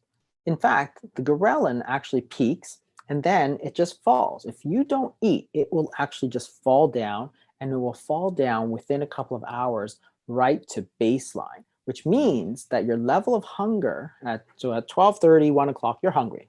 No question about it. If you don't eat by 3, 4 o'clock, that hunger level is actually the same whether you ate or you didn't eat. What happened? Well, your body simply took the calories it needed from your body fat. You took that meal from your body fat, and your hunger went down. So that's really interesting. So if you know that it's a wave, right? You just have to let the sort of wave pass over you. So I often tell people, you will get hungry, okay? Don't pretend that you're not, because you will. What you got to do is prepare for it and say, okay, well, if you get hungry, then there's several things. One, stay busy, keep doing stuff. Don't just think about how hungry you are. So we all have had this where we're, working on some kind of, doing work at work, or if you're doing some kind of, home renovation or something. I did this all the time where I'm like painting, the house or something like that, right? And I'll just power right through because I just want to get it done. And I'm not hungry at all because I'm so busy. I'm so focused on doing the work that I just forgot about it, right? You see this all the time, people who go to the casino and people who play video games, they just get so engrossed. So that's one strategy. The other strategy is to get something like green tea or coffee that you can drink. By the time you finish, a big cup of green tea, the hunger will have passed, but you know that it's going to pass. And that's the point. It's not going to get worse and worse and worse. And that's how you do it. What's even more interesting, actually, is if you look at multiple day studies where they fast people for 3, 4, 5 days, the ghrelin peaks. And then after about 2 days, it starts going down. So by, day 2, day 3, as you get to day 4, day 5, the hunger almost completely disappears. Wow. It's actually fascinating if you've never done it. So I've done a few of these 4 or 5 day fasts. And it's interesting because there's actually no physical sense of hunger. There's a whole lot of, hey, that slice of pizza looks really good. I really want to eat it. Right. But there's no actual physical hunger. So if I hadn't seen it, which is hard now, of course, with all the advertising and all this sort of stuff, I would have actually, gone and right by and done it. But the point is that the hunger is something that you have to learn how to deal with. But it's not impossible because, again, one of the big objections to people with fasting is that nobody can do it. Like it'll work. Sure, if you don't eat, you'll lose weight, but nobody will do it. Well, that literally Millions of people throughout history have done this. Look at Ramadan, you look at Yom Kippur, you look at Lent. Like when people say, okay, we're going to fast together because our strength is in our togetherness, right? You know, it's Good Friday. We're not going to eat for this amount of time. Well, that's how people did it, right? They Yeah. supported each other. There was no food around. Somebody's not frying up, you know, his steak while you're trying to Or fast. baking or cookies. something. Yeah. Yeah, exactly. So that's how you do it, right? You get yourself a supportive community. You know, you figure out something that you really love to do that keeps you active during that time, and that's how you get through it, right? And while you do that, of course, your body uses up the body fats. You're going to lose weight. It's going to use up the blood sugar, which is going to keep you from becoming diabetic, and its insulin is going to fall, which is going to reduce your risk of cancer in the long term, as well as those other conditions, obesity and type 2 diabetes, which put you at such high risk of cancer in the first place. So you're doing all kinds of good stuff for your body, and it's completely free, right? You don't have to spend any money on it. Yeah. Exactly. And this is the part that's crazy. It's because if you think about the number of diseases that you can make better, heart attacks, strokes, cancer, diabetes, which is the leading cause of blindness, of kidney disease, of amputations, the secret to managing all of these things is not more medicine and surgery, it's less. It's actually within our grasp because fasting is free to every single person on earth. You can do it literally right now and start right now on the path to getting better. It's just a matter of having that knowledge to do it. But people tell you, oh, you can't do it, you can't do it. It's like, that's not true. We all used to do it, right? If you think about, a community of like, on Yom Kippur, like millions of Jews around the world are doing it, or Ramadan, millions of Muslims are doing it, or, millions of Catholics are fasting during Good Friday. Like my priest used to tell me all the time during Lent, fasting, like that's all he talked about practically. So it's such an incredible tool that we've just sort of forgotten about, and yet has more power than almost anything else to prevent all of these diseases. And we don't have to charge anybody anything. We're not trying to sell anybody anything. We're just trying to tell you, yes, you can do it, because if you have too much weight and it's putting you at risk of this cancer, then let your body burn off that sugar. Let your body burn off that fat. A couple months ago, I did a 4-day fast where I just had water and a black coffee a day.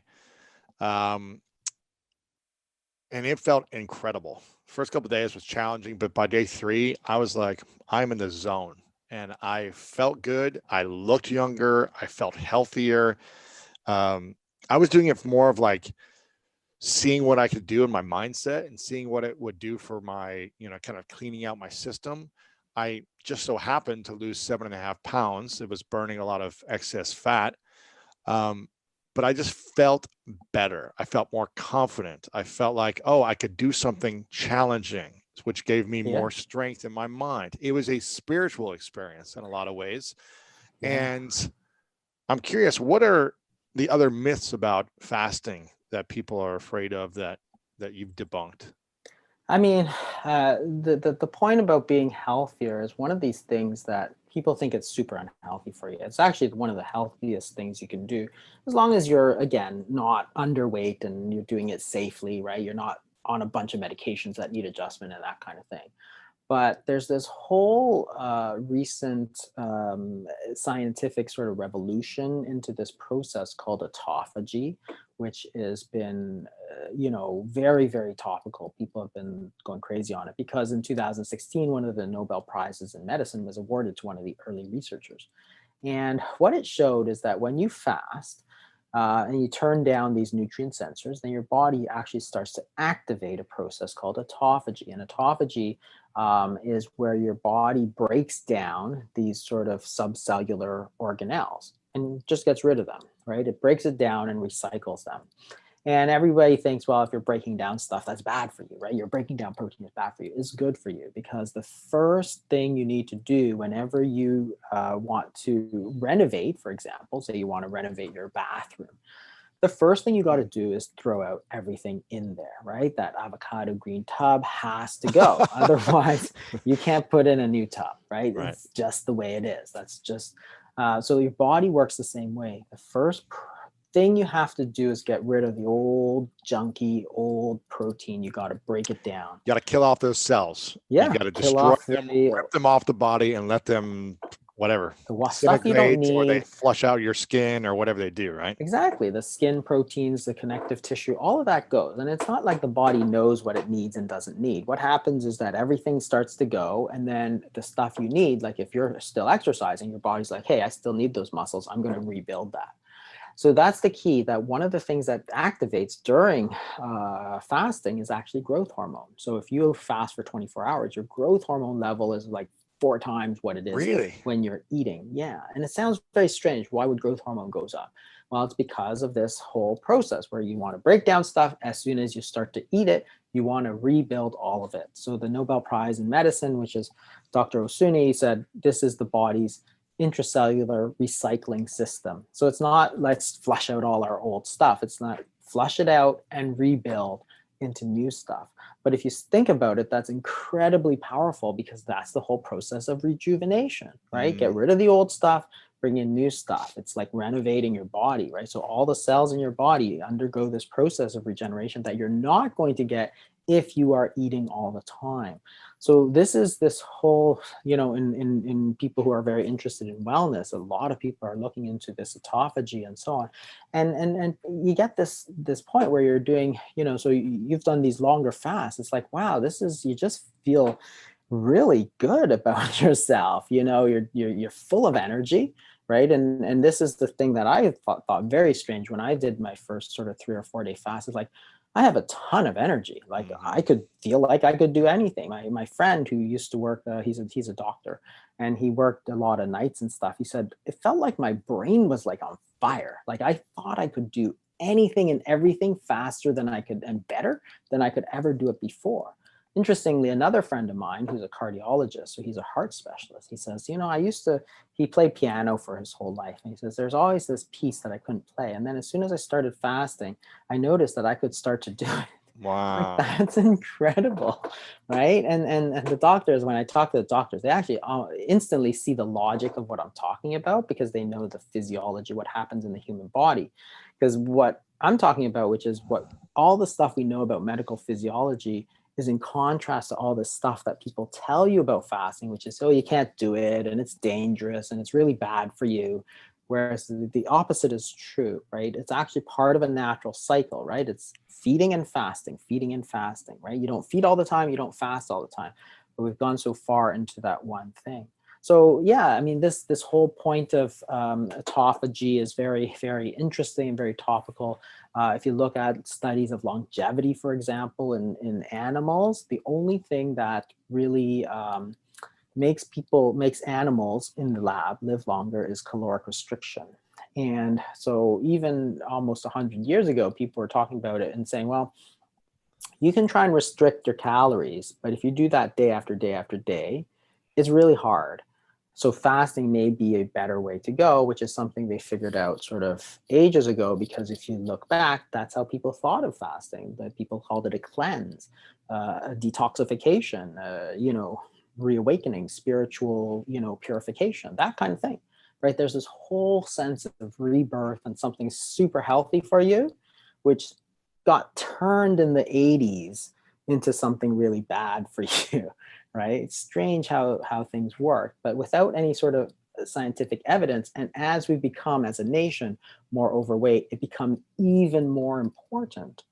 And that's just one of these sort of fascinating things. So it's not like something I just made up. It's like literally the oldest dietary intervention in the books, right? I'm just rediscovering this and trying to tell people, hey, there's a lot of good medical science that tells you this is actually something that is applicable to what we're seeing today in our healthcare. And you can do something. Like, you don't need your doctor, you don't need your dietitian. You can do something about it right now for no money, right? And there's the science is all there, right? Imagine how much money you could save as a society if we got rid of this problem? And it's like, oh my God, like it's mind blowing. Well, I think that's part of the issue is the reason it's not popular, I guess, is because businesses make a lot of money on medicine. Businesses make a lot of money on selling more food, not selling less food. Yeah. And therefore people want to make more money. And so they have to market their products. They have to market their medicines. They have to market their foods to try to sell more of it, not to say, oh, just have a few of these. Just have a couple of cookies a day. No, they want to sell boxes of cookies, right? It's not like they got to make money. As in their mind, this is a business to be run and we need to sell more. It means more people need to eat sugar, refined sugar, breads, all these things, refined oils, refined meats, refined fats, all these things you said that are horrible for us to eat. The company's making them. In order for them to survive financially, they need to sell more of these things to us, which is a challenge. It's a real problem, because if you look at, say, the doctors and the dietitians, you go to conferences, they're sponsored by Kellogg's and, the breakfast makers and so on. And it's crazy. I was watching the show the other day, one of these, TLC shows with like these very heavy women. Anyway, they're trying to lose weight and they're taking these protein shakes. I'm thinking, and they couldn't drink it. It was horrible stuff. It tasted really bad. So they spit it out. I'm thinking, somebody's just trying to make a buck on you, because you should just drink water, let your body use the fat and use the protein from your own body. Why would you want to drink 2 of these protein shakes a day, except that somebody wants to sell it to you, right? You're being played here. You're drinking this horrible, horrible tasting stuff and they're spitting it out. They couldn't take it. It's like, the whole thing is so sad, because it's like, if you knew, you could simply take nothing at all and be far healthier and save yourself a lot of money. It's a sad, sad sort of state of affairs that we get into. What would you say are the top 4 or 5 benefits of fasting then? If we had to recap that part of it, what would you say are the top 5? I'm hearing it's free. That's one of them. So it's free. That's a huge thing. You can add it to any diet, because remember that it does not tell you what to eat when you're eating. It only tells you the period of time that you're not eating. So whether you're a vegetarian or carnivore or paleo or keto or whatever you want to be, even if you want to eat fast food all day, it doesn't tell you can't eat fast food. It tells you that during this period of time, don't eat. So you can add it to any diet, which is incredible, because now we're pulling on a completely different lever. That is, if you think about weight loss and nutrition in general, there's 2 levers, right? We always think of what you're eating, right? Eat more vegetables. That's great. But what if you don't like vegetables, right? Well, that lever doesn't work, right? So here's a completely different lever. You're talking about, well, there's this other thing I can do to lose weight or get healthier, right? So you can add it to any diet. It's completely flexible. That is to say, you can do it whenever you want, or if you don't want. So if it's Christmas and you do not want to fast for these few days, then you don't have to. If you decide to fast longer after Christmas, then sure, you can do that. That's completely up to you. It's not like you're locked in. The 4th thing is that it's very simple. So if you look at a lot of diets, that is to say you're on a paleo diet, it's a great diet, right? But it's like, this is paleo and this is paleo and this is not paleo, right? It's complex, or keto, or whatever you want to be. So it's very difficult for some people to understand. And I've tried to explain sort of these differences, because they'll always get confused and you always get is this keto or is this paleo or whatever. Whereas fasting is very simple. It's like, you can drink water and tea and herbal tea, say. That's it. Everything else you can't eat, right? So it's very simple to explain to somebody. It makes it very easy for them to follow, because it's very black and white. If you ate a peanut, that's not fasting, right? Yes, it's not a big deal, but at the same time, that's not fasting. And then the other thing is that it's powerful, right? Because if you follow any type of a diet, there's always a natural limit. So say you want to lose weight, and so you say, I'm going to do a keto diet or a paleo diet or a vegetarian diet. So you do a vegetarian diet and you lose a few pounds, but not as much as you want. Well, you can't go more vegetarian than vegetarian. You're already vegetarian, right? Exactly. So what else are you going to do? There's nowhere else or you can't go more keto, or you can't go more paleo. Whereas there's no actual upper limit to what you can do in terms of fasting. And it's powerful because you're eating zero, which means that it is by definition for weight loss the most powerful diet there is. Like, absolutely, you cannot lose more than that. If you put any calories in your body, no matter what diet you're on, you're not going to lose as much as if you had 0 calories. Exactly. So that's the whole thing. It is the most powerful diet. It's the most powerful weapon we starvation have. diet. But it's like, okay, well, why would you not want it, right? If you have a lot of work to do, you want the best tool. That's it, right? This is the best tool. And somehow we said, don't ever use this, right? It's like, why? If you use it, you'll actually get all these other benefits. So it's just free, it's available, it's simple. You can do it with any diet, and it's powerful. And you actually don't have to stop. You can actually keep going. You can, do a 7-day fast and take a little break, do another 7-day fast. And you can't go lower than 0. There's no way it is possible physiologically to go less than 0. So it is the most powerful diet. So there's so many benefits. And yet for years, I'll tell you, when I started using it with patients in about 7 years ago, maybe, it was like the stuff we saw was just incredible. People were like coming off their medications, they were reversing their type 2 diabetes, they're losing weight. And it's like, all from this simple intervention that is literally the oldest one in the book. Before we continue this video, make sure to subscribe below and turn on the notification bell right now so you don't miss out on these great videos every single day.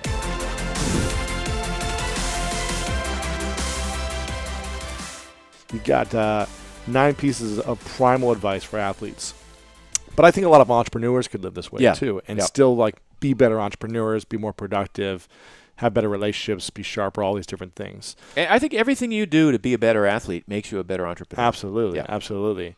But you talk about adequate sleep, and this is something I've been talking about a lot lately on my podcast and bringing out different sleep experts. But why, just to emphasize, is sleep important for you? I mean, sleep is when the body renews and regenerates, repairs itself. It's when a lot of the neural networking happens.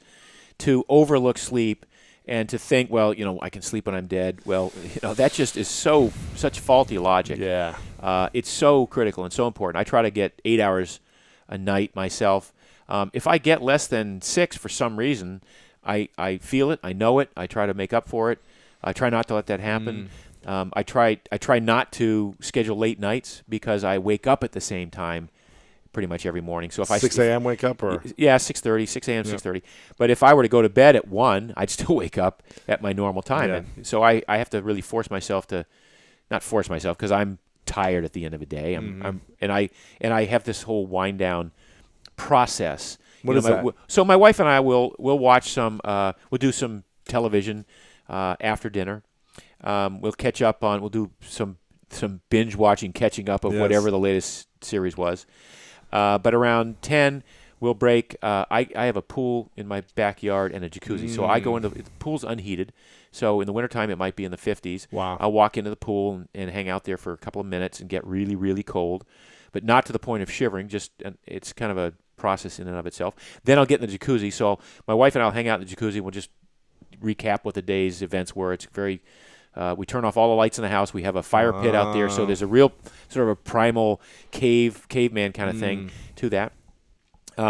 Then I'll just finish off with another minute in the cold, and towel off and go up to bed, and I sleep like a baby as a result of that. Wow, so that's hot cold therapy. Yeah, the hot cold therapy, and that's kind of how I wind my day down, and that prepares me to sleep, brings my body temperature down, which is they say that you should have a lower body temperature to sleep better. We keep the room around 67. Yes.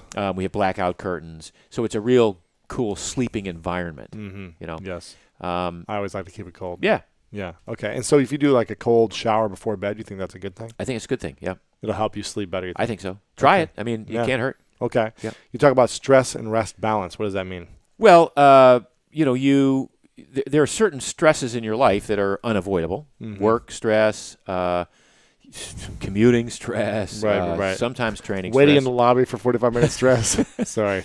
Well, I'm more stressed about the traffic coming from right. Because you never know what it's going to be. It could be, I planned for 2 hours. I got here in an hour, or I got here in less than an hour. Right. So that's good. Yeah. But so you have these stresses, and some of them are imagined, even though your brain thinks they're real. They don't exist. You know, our stress mechanisms in the body they evolved to handle true life or death situations. You know, a tiger bearing down upon you, an infection that's gonna kill you, a broken leg that may, you know, whatever, have its impact on you.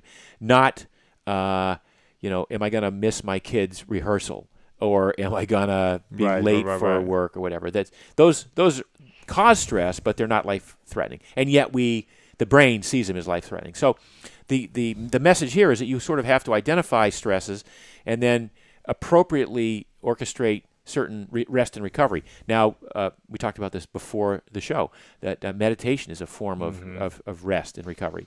But just taking, maybe if you need a nap, you can do that. But certainly that goes back to the whole sleep thing being critical. But the other part of rest is recognizing, if you're an athlete, recognizing when it's just inappropriate to go out and train just because your schedule says, I have to go do 6 miles today.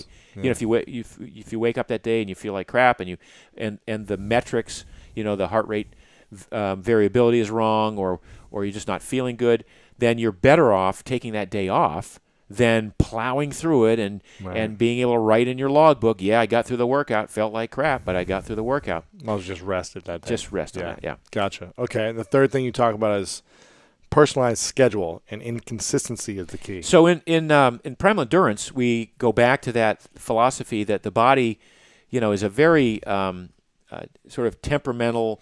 It's in temperamental states, back and forth. Sometimes you're in a state of energy and health, and sometimes you're not.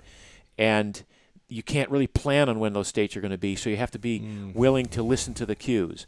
And for that reason, we say inconsistency is the key to consistent racing if you're an athlete. So it's when you feel good, you can go hard. When you don't feel good, back off. You take time off. We use the term periodicity, so you can periodize your training so that there are tranches of training days, a week at a time, where you're really going deep, hard, and then you might take a week off, or take it real easy and back off.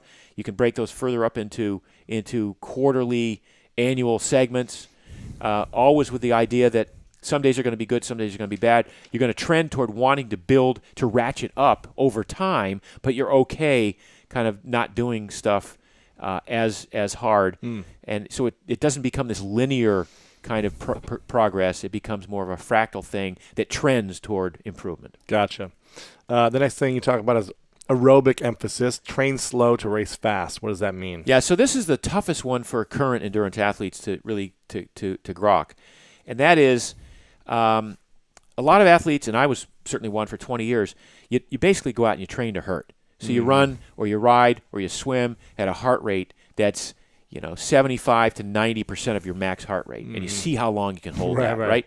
And so you're training to hurt, and it hurts. It hurts you. It does hurt you, but you feel tough as a result of it. But the problem is you're not really training the body to become more efficient. You're just training yourself to hurt. So when we talk about efficiency in racing, we go back to the original premise about glucose and glycogen being sort of this determining factor in muscle tissue. When you run out of glycogen, you sort of hit the wall. So how do you manage glycogen? Well, one way would be to eat a lot of carbohydrates and drink a lot of gels during the race. The other would be to become so good at burning fat that you never really tap into that glycogen. Interesting. So we train you to become so good at burning fat. Now, that's the 80% that we talked about with the diet. But the other part of that for the endurance athlete is if you train at a low enough heart rate that you are, it's typically it's 180 minus your age. So let's just say you're 40 years old. So 180 minus 40 is 140. So that's going to be your maximum heart rate. You're never in your training, you're not going to go above that. You set your watch, you set your heart monitor to give you a signal as soon as you get above 140. Now, you start out and you at that 140, maybe you can only run 13-minute miles, even though you're capable of running 7-minute miles at 175 beats a minute or whatever. Right. But now what we're doing is we're measuring how good you are at burning fat. And we know that at that number, 180 minus your age, that's the highest rate that you can put oxygen through your system and know that you're burning mostly fat. And we know that because that's the pace at which you could breathe. You could close your mouth and breathe through your nose and get plenty of oxygen. Or that's the pace at which you could be with a training partner and talk without losing your breath. Once you start losing your having to catch up or having to get winded, we know that you're going into burning. You're building up lactic acid. You're not burning fat. You're not burning fat, or you're burning less fat and starting to burn more sugar. So we want you to be at the highest end of your fat burning without tapping into your sort of glycolytic abilities. And we know that number to be generally around 180 minus your age. So now the idea is you go out and you train, and the first day you go out, you're running 13-minute miles, and that's as fast as you can go without the heart rate, bumping up to over 140. Well, you're not very good at burning fat. You might be good at burning sugar. Like I say, you might be able to run 7-minute miles or 6-minute miles. Right. So, but over time, if you stay at that at that maximum heart rate which is low, much lower than you're used to, you find yourself running 12-minute miles, and then 11-minute miles, and then 10:30s and 10 and 9:30s. And what it means is, even though the heart rate hasn't changed, you're still putting the same amount of oxygen through. Now you're burning more fat.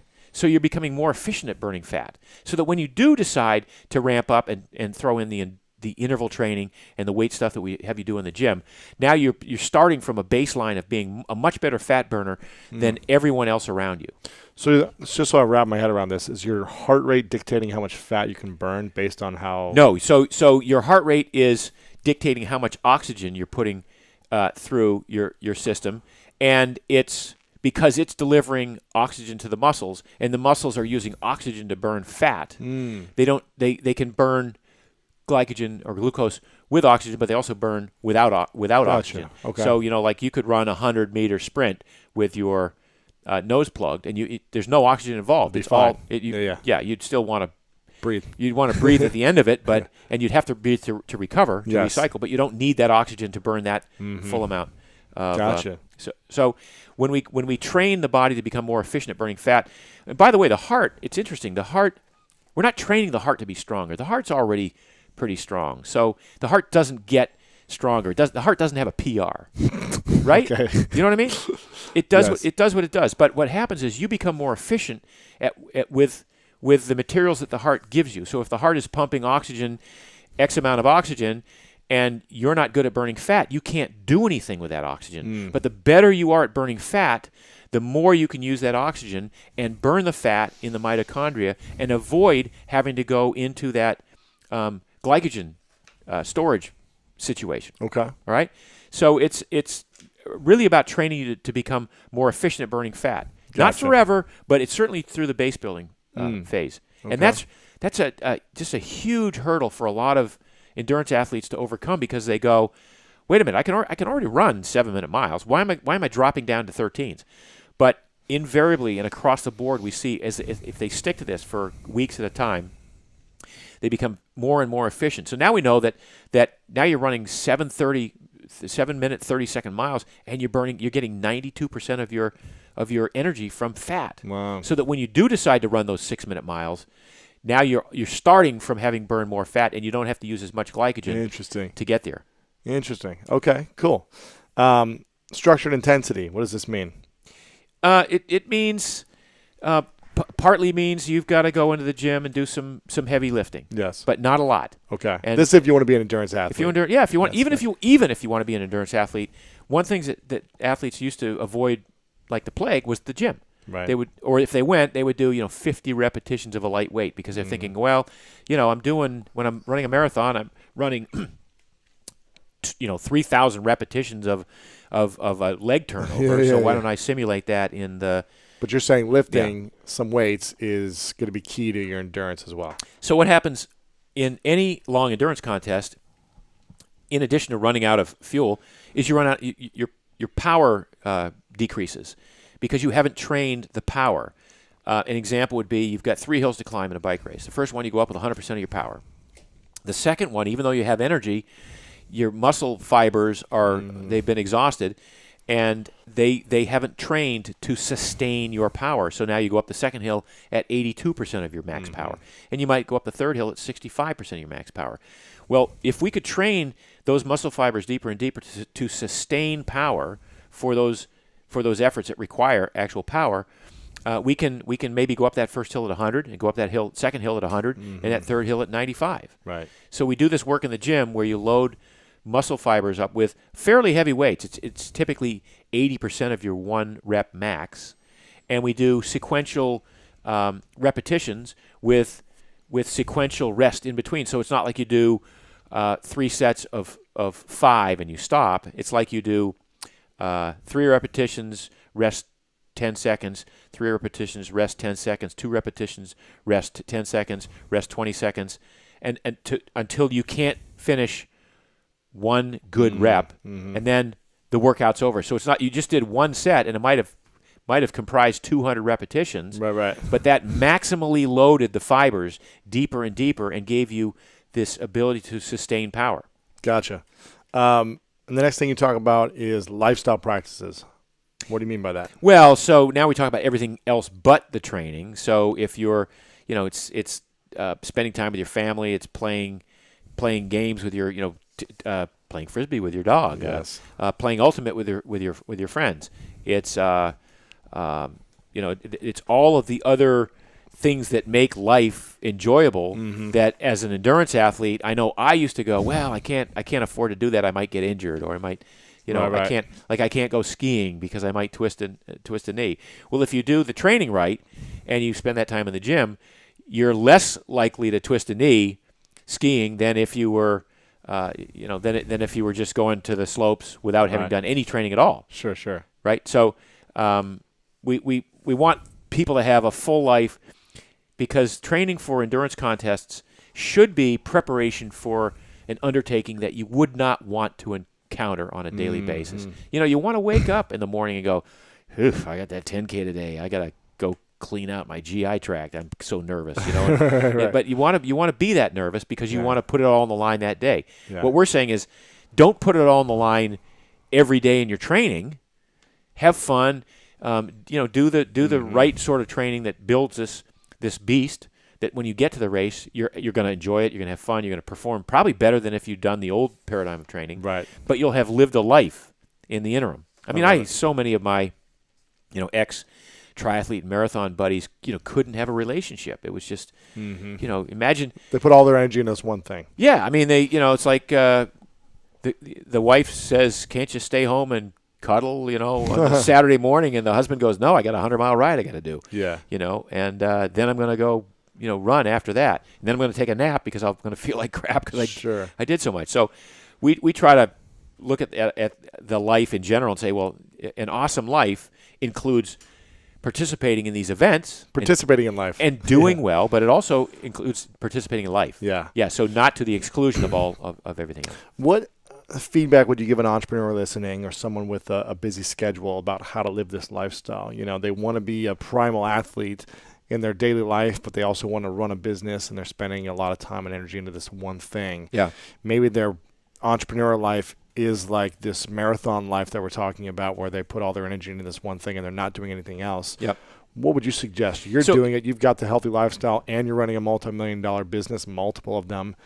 What would you suggest to them? So, there are ways to have it all, and but you can't be like the best endurance athlete in the world and a really successful entrepreneur. So you got to choose how much of the endurance athlete you want to be. I would suggest that for me, the best choice was I want to toe the starting line with the least amount of training possible to still kick 90% of the field's ass, right? So for me, the goal is almost how little can I get away with to get the maximum result without having to go, okay, because if it's going to take 20% of the effort to get 80% of the result, I'm not willing to put in the other 80% to win the thing anymore, and maybe I won't even win the thing because maybe I'll have overtrained.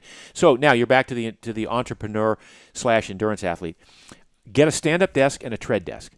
So I have a treadmill. Every one of my employees has a treadmill at their at their work. Now I don't force them to use it. So they can, but they can. They request it. I give it to them. So you can put in 8 miles walking easily, and no one on the phone or even on the Skype will know that you're walking. Yes, because you can make it uphill, whatever. Take frequent breaks and drop and do some push-ups or some air squats. What I do is I like to go for a paddle, and I'll bring a recording device on a stand-up paddleboard, and if I get my great ideas when I'm paddling, so I'll just record my ideas, right? Or I don't fall in. Well, it's a plastic bag. By the way, I almost never fall in. That's so good. I typically will paddle for an hour and a half. I'll step on, get wet up to my calves, and step off, wet up to my calves. But the other thing is hiking. So if you want to do some serious hiking, bring a headset and your phone. Make business calls while you're hiking. I got a friend who's basically a billionaire, and that's where he makes most of his business calls. Wow. He does 2 hours of hiking a day. Nobody knows he's hiking. that he's hiking. Yeah. Wow. Okay. Yeah. Awesome. And then so the grunt work you do in the gym takes almost no time. It's not like you have to spend an hour in the gym doing any of this stuff.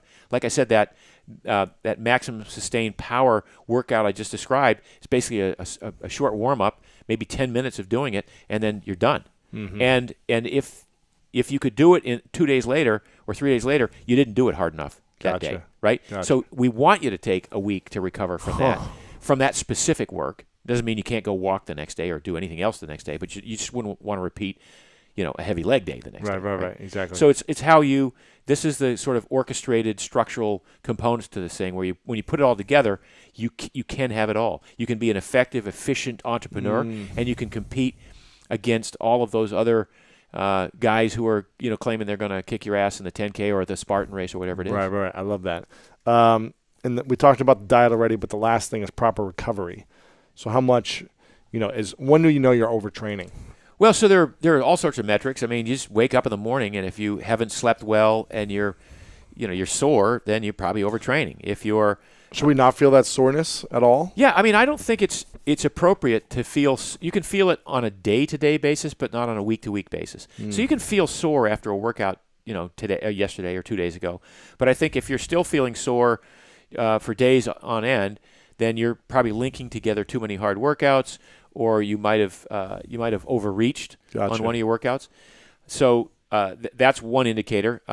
We have a metric that we use called heart rate variability, HRV, and you can buy these apps that measure the time between heartbeats. And you'd think that you'd want to see a metronomic beat, like an exact amount of time spaced between each heartbeat. But it turns out that that's an indication of overtraining. Okay. That in fact we want the heart to be beating almost in demand to whatever is being called upon in real time. So there might be a 0.8 second skip, and then a 1.1 second skip, and then a 1.2, and then a 0.8, and then a 0.9. Okay. And that's heart rate variability.